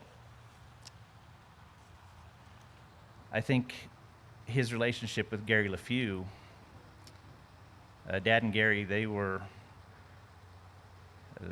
best way I can describe it, they were the Tuff Hedeman and Lane Frost of their era. They rode the Unridables and the 2 world championships, and I won't say they were the first, but they were some of the first that started putting bull riding into words, figuring bulls out, why some guys rode good, why some guys didn't. Dad used that in every aspect of his life, whether it was ranching or riding bulls. Gary used it to become the greatest bull riding instructor of all time, no doubt. And Sandy sent me an email, just a private email the other day, and Gary's wife Sandy, and I really felt like reading it. She probably would have said, "Don't read it," but I'm going to read it anyways. She says, "I loved John Quintana. I'm grateful he and Donna Lynn were a huge part of my life's journey. I understood him. As Sagittarians, we are different. When you're scared, you act angry, and when you're happy, you try not to show it. John took my jabs with uncharacteristic humor, even when I told him he could floss his real teeth with a bull rope, or asked if Stevie Wonder selected his outfit. I'm sure in time we would have killed each other, and Gary and Donna Lynn would still be trying to decide where to bury our bodies. I'm thrilled John is being acknowledged as one of the greatest ever, from riding V61 to getting cheated at Cheyenne on Little Custer. His legacy will now live on." I wanted to read that because I thought Sandy was a big part. Sandy and Gary were a big part of that life, of that rodeo life.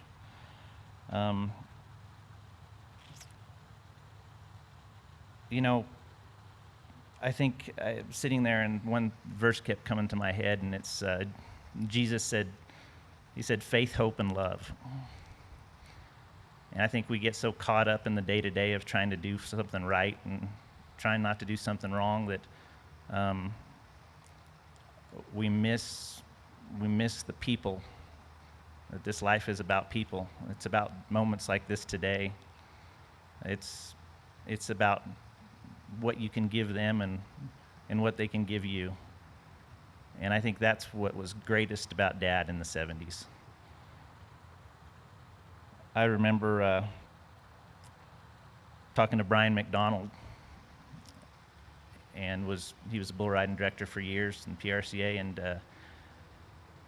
right after Dad died, and he said with a crack in his voice, he was trying to hold it together, and he says, your dad always made me feel like somebody, even when I doubted it myself. And I think, gosh, if one person could say that about me before I leave this world, then my life was really worth living. So with that, I want to thank the committee. I want to thank the PRCA. I want to thank the friends and family that are here, because I'm well aware that this moment is supposed to be right now, at this time, and it will forever be. I want to thank my wife. She's made this whole experience easy for me, and she's the worker of the two of us. I just follow along. But thank you for this great honor, and thank you.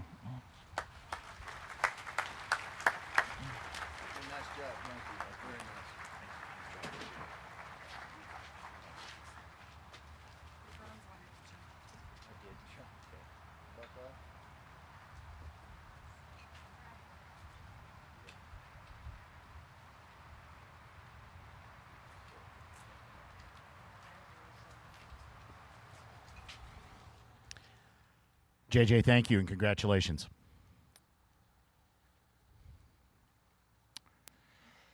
Our final inductee this afternoon in the all-around category is the first Australian to win a PRCA world title. His name is Dave Appleton. Dave had a dream when he was a kid. We all did, right? As near as I can tell, Dave, that dream involved racehorses, not bucking horses. He was going to be a jockey. He was a 15-year-old, 5'4", 90-pound jockey in Australia. And then a funny thing happened. He grew up. Horse racing's loss was ProRodeo's grain. Australian horse racing lost a jockey. We got the Lone Roo. Dave would go on, become a world champion. Ladies and gentlemen, to the videos, Dave Appleton.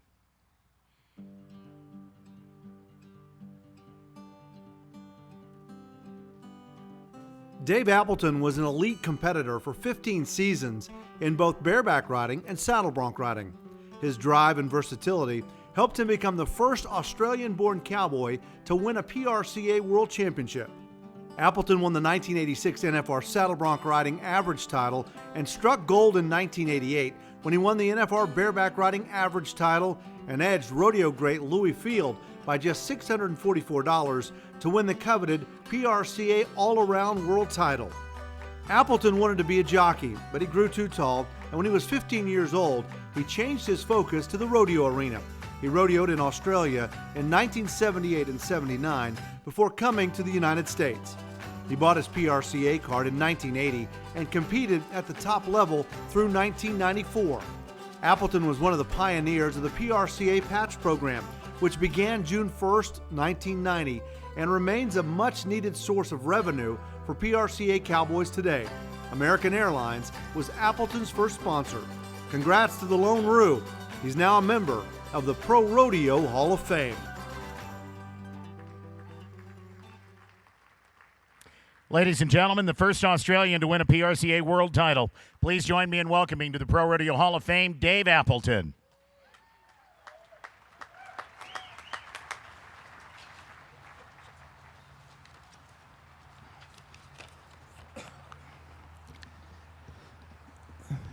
You know, Arnold, I didn't rope kangaroos either.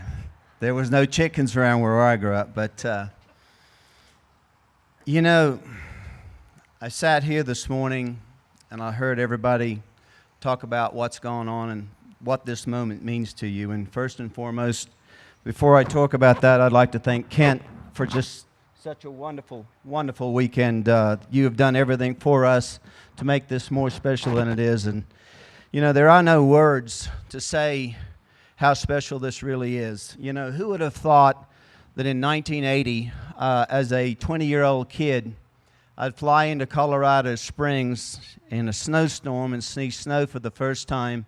I'd show up at that PRCA rodeo office and I'd pick up my rodeo card, and I'd be just a young, wild kid headed down the road having fun, trying to go to some rodeos to see how good this could all turn out, to be standing here today, some 36 years later, receiving perhaps the most humbling award that you could ever experience from your career. And this really isn't about me as much as it is about the people that made this journey happen. You know, and where do you start to say thanks to all of those people? And that's the special thing about the sport of rodeo. You know, I started in Australia. My father got killed when I was 7 years old, and as Steve said, yes, I grew up. I loved racehorses. I had a pony named Mozzie, and we'd go to the local racetrack, and he was a little bitty pony, and I'd get him. They'd always have the starting gates at the half-mile pole, and I'd get in him, and we'd gallop around the racetrack, and he'd run out of gas, and I'd have to stop and let him catch his air to finish down the racetrack. But I always dreamed of riding winners and being a jockey, and I grew too big, and I fell into rodeo, and I was around a bunch of guys, and we started rodeoing for fun on the weekends, and I was working on a cattle station, and was making more money on the weekends than I was making in a month. And I remember coming home and one day saying to my mother, "Mom, I think I'm going to quit my job and go rodeoing." To which she instantly looked at me and said, "Like bloody hell you are." And I said, "Well, Mom," you know, and I was all of 17 at the time, and I said, "Well, Mom, you know, I think I have a chance to be okay at this. I think I should go do it." And she was so wise in her wisdom of how she guided us and everything. And she said to me about 3 or 4 hours later, she said, "You know, David, what you need to do is go get you a big esky." And for those that don't understand the translation between an esky, it's a big cooler, an ice box, that you cool things down, your beers and everything else. And she said, "Go get you a big esky and fill it half full of water. And when you drive down the road in your ute," which is like a pickup truck in Australia, she said, "you can put your soap in there and you can throw your clothes in there, and as you bump down the road, your clothes will wash themselves as you go from rodeo to rodeo." And that was her way of saying it was okay to go. She also said to me, she said, "You got to promise me one thing, that if you ever get broke, you'll come home." Well, I never got broke, even though I was out of money. I was like Casey Tibbs. I always had a million friends, and they were always good for a buck, so I figured I always had a few dollars in my pocket. But she was the one that inspired me to believe and to give it a go. And really, my career is simply one of simply giving it a go. I wouldn't say that I was special in any way.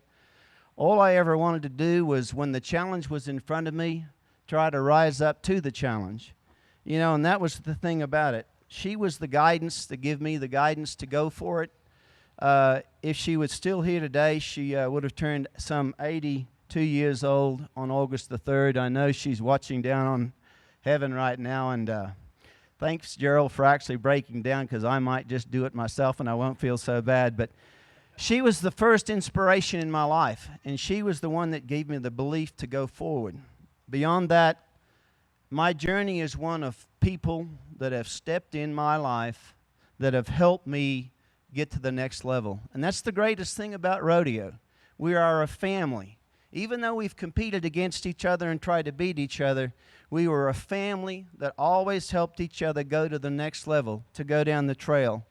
Speaking of family, my wife Keely, she came into my life in 1985 at a time where I thought that having a girlfriend was nothing that slowed you down. I was all about my rodeo career. She's been with me every step of the way. I love you so much. As Bud Monroe will tell you, back in the days before cell phones, I made Bud and Jimmy late to rodeos because I was always calling home and talking to Keely, telling her how we did. Some days it was a long conversation if I didn't do well. But thank you, darling. I love you with more than anything in the world, and you've been my inspiration, and you've also been a driving force to help make this moment possible this afternoon. You know, when I came to the United States and rodeoed, I met a guy named John Paxson at a rodeo. John Paxson was the one that actually one day was sitting around talking, and he said to me, he said, "Dave, you ever thought about going to college?" And I said, "No, I'm 20. I've been out on my own for about 5 years." And he said, "Well, you should go to college." He said, "You know, they have college rodeo teams, and they'll give you a sponsorship, a scholarship, and you can go to college."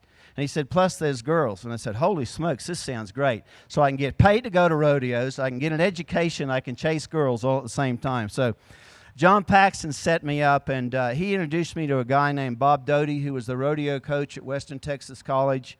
Bob took a chance on a wild kid from Australia. And the great thing about that opportunity was that when Bob took that chance, he didn't have any money left for me as a student.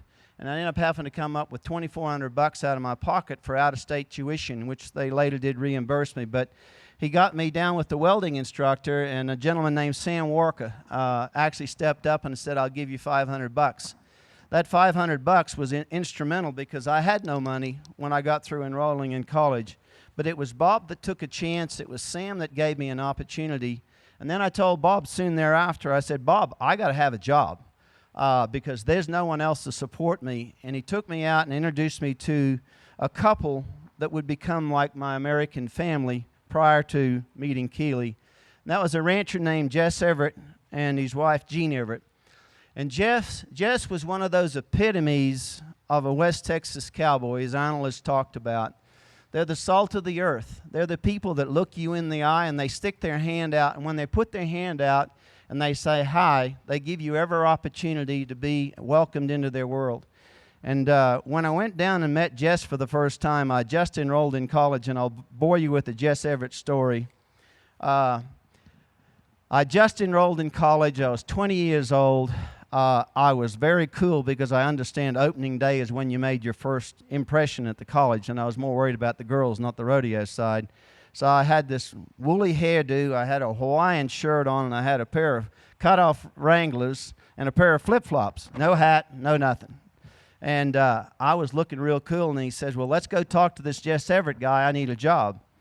Jess Everett, we go out to his ranch, and he's standing in there, and he's got this pony jogging around this round pen, and he's got big old water chew in his mouth, big old pair of horn rim glasses. And this horse has gone around this leash shank for a while, and finally, horse stops, and Jess comes over, and Bob Doty says to Jess, "Mr. Everett, how are you?" And he says, "Oh, I'm fine." He says, "Well, this is that Australian boy I told you about. His name's Dave Appleton." And Jess kind of looks at me and kind of chews down on that chaw a little and spits a little on the ground, and he says, "Where are you from?" And I said, "Oh, I'm from Australia." And he said, "Been around cattle?" "Oh, yeah, I've been around cattle all my life." He said, "Ride a horse?" "Oh, yes, sir, I can ride a horse. I've been riding horses all my life." Then he says to me, he says, "Fix fence?" "Oh, yes, sir, I can fix fence. I sure can." He says, "You call yourself a cowboy?" I said, "Oh, yes, sir, I call myself a cowboy." And he looked at me and said, "Well, you sure as hell don't look like one." That began a relationship. That family took me in. They've supported me. They've given me the guidance. We lost Jess a couple of years ago, and he's also with my mother looking down. And honestly, he gave me the backing to go to rodeos, and was one of the proudest days of my life when I showed up coming home from San Antonio, Texas one day, and I gave him a check for $1,400 that was his half of the money that we'd won at that rodeo.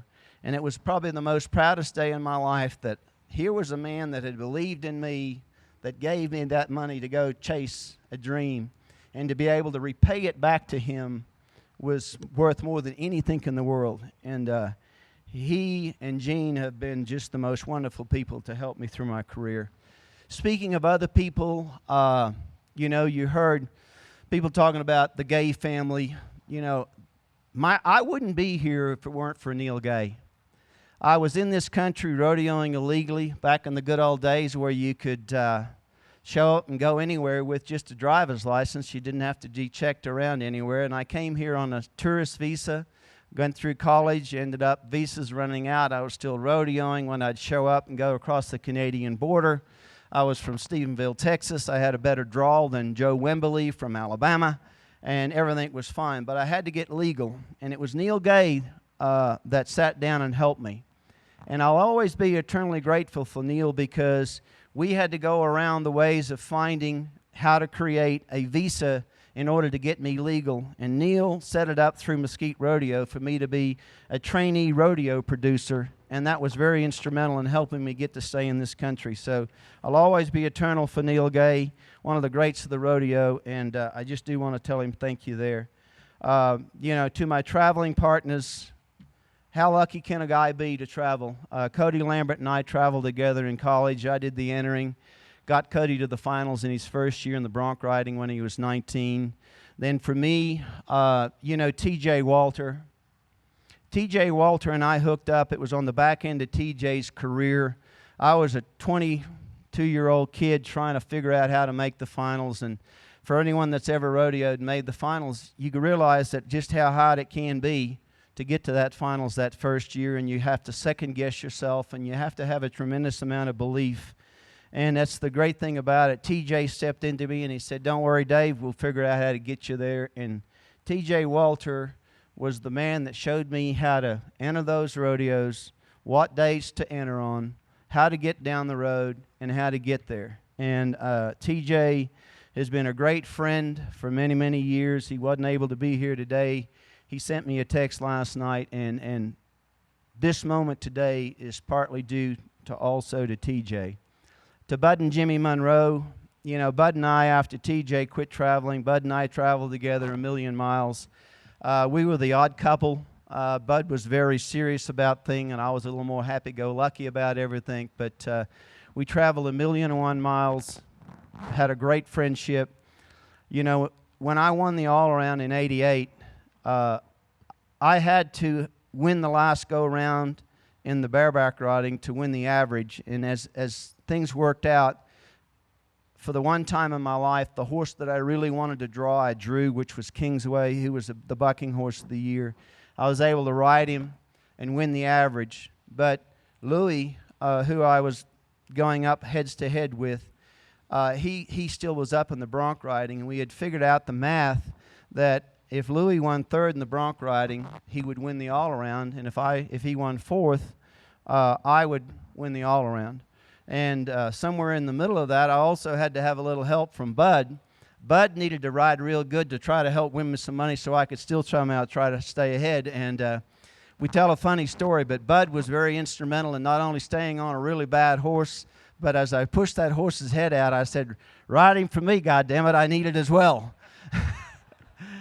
And then as fate would have it, you know, Bud was placing, and Louis was up, and he was on Bad River of Harry Voles. I remember it clearly. And whoever was supposed to help Louis wasn't there to help him. And he looked at me, and he kind of looked at him. We both sort of, at that moment, sort of knew what was taking place. And he asked me if I'd help him. And I said, "Sure, no problem." And I remember standing in there helping Louis, and it's funny, as you're helping a friend, a fellow competitor, and a guy that has a chance to beat you for a dream, it really makes you understand what this loyalty of rodeo is all about. You step in there and you help your friends. And that's what Louis was. And I remember as he was getting on that bronc, the one thing I had remembered going through my brain was, "Oh, please God, let this horse turn out cleanly," because I was pushing his head out. And he turned him out, and they went down through the arena, as Louis Field always did. He made an exceptionally great bronc ride. The scores came back, and Louis was splitting third and fourth. Well, I'd run the math at third. I'd run the math at fourth. I hadn't run the math at third and fourth. Now, this is very unnerving. So none of us knew. And eventually they came back, and it was Louis and I sitting in the locker room at the Thomas and Mack, and we were having a beer, and I'd shook his hand, and I said, no matter how this goes down, you're one hell of a cowboy, and it's just an honor to be around you and compete with you. And they came in and they told me that I was the winner, that I'd won the all-around. And all I can say is that everyone said, well, you beat Louis Field by $600. The truth is, nobody ever beat Louis Field. We lost him this year. We lost him way too soon. He was one of the greatest cowboys ever. The truth is, I was in front when they stopped counting. That's how I won the all-around. I didn't beat Louis Field. And that's the great thing about this sport. We help each other. We help each other down through the way. You know, my family, Keeley, I can't thank you. To all my traveling partners, to my friends that have been here today to come here, my friends from the stock show, the best way I can sum up this was what Jess Everett once told me. When I first got around him and I first started talking about rodeoing and going rodeoing, he said, you know, Dave, he said, if you go rodeo, he said, you might get lucky enough to win that gold buckle. And he said, and by God, if you did, he said, you should be real proud. He said, you probably won't have a whole lot to show for it. I'll leave out the exact word he said, since it's going to bring broadcast around. But he said, you won't have something to end. But when you're done, he said, you'll have 1,000,001 friends that'll be your friends forever. And as I stand here today at this most humbling moment to be able to accept this honor to go into such a great hall with so many great cowboys, and I look at this audience, and I know this, Jess Everett was truly true. I was lucky enough to win a gold buckle, and for that I'll just for always take great pride. But what's most important out of this journey has been the friends and the people that have touched my life, have been in my life, and I look out at you all today, and I see you there, and Jess was right. This is truly about family and friends, and I thank you all from the bottom of my heart for being here today to enjoy in this moment. Thank you all very, very much.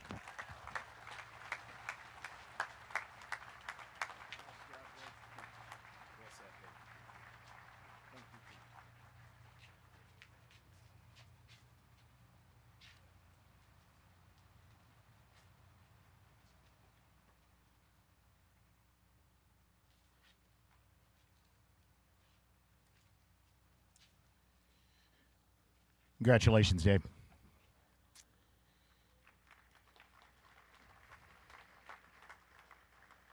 In closing this afternoon, one of our inductees made a comment about character.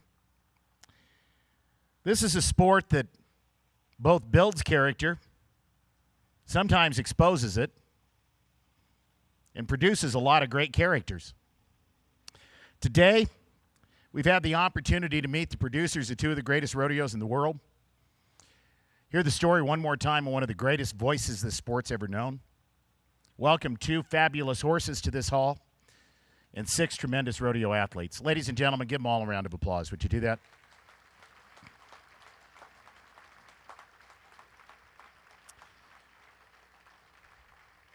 I'd like to say a thank you to the sponsors of our breakfast this morning, the Women's Professional Rodeo Association and the Miss Rodeo America pageant. A special thank you goes to Jeff Metters and his team at Geronimo Productions for the awesome videos that you saw today. That was fabulous. I'd like to invite everybody to stay and enjoy the complimentary lunch being served immediately following the ceremony in the Hal Luttrell World Champion Pavilion. Compliments of Benito Incorporated and Gardens of the Gods Gourmet. You are welcome to stay this afternoon for the Commissioner's Classic Team Roping. That will start at 2 o'clock right here in our Pro Rodeo Hall of Fame Preferred Ed Honan Arena. Are you going to be roping? Awesome. You got to beat Carl, guys, if you want to win, just so you know. I'd like to invite all of you to come to Castle Rock tonight. The Douglas County Fair and Rodeo is the official Pro Rodeo Hall of Fame rodeo. All of the inductees will be there. We will have an opportunity to recognize them. The rodeo starts at 7 o'clock. To our inductees, families, and committees, we invite you to please come to the stage for more photos.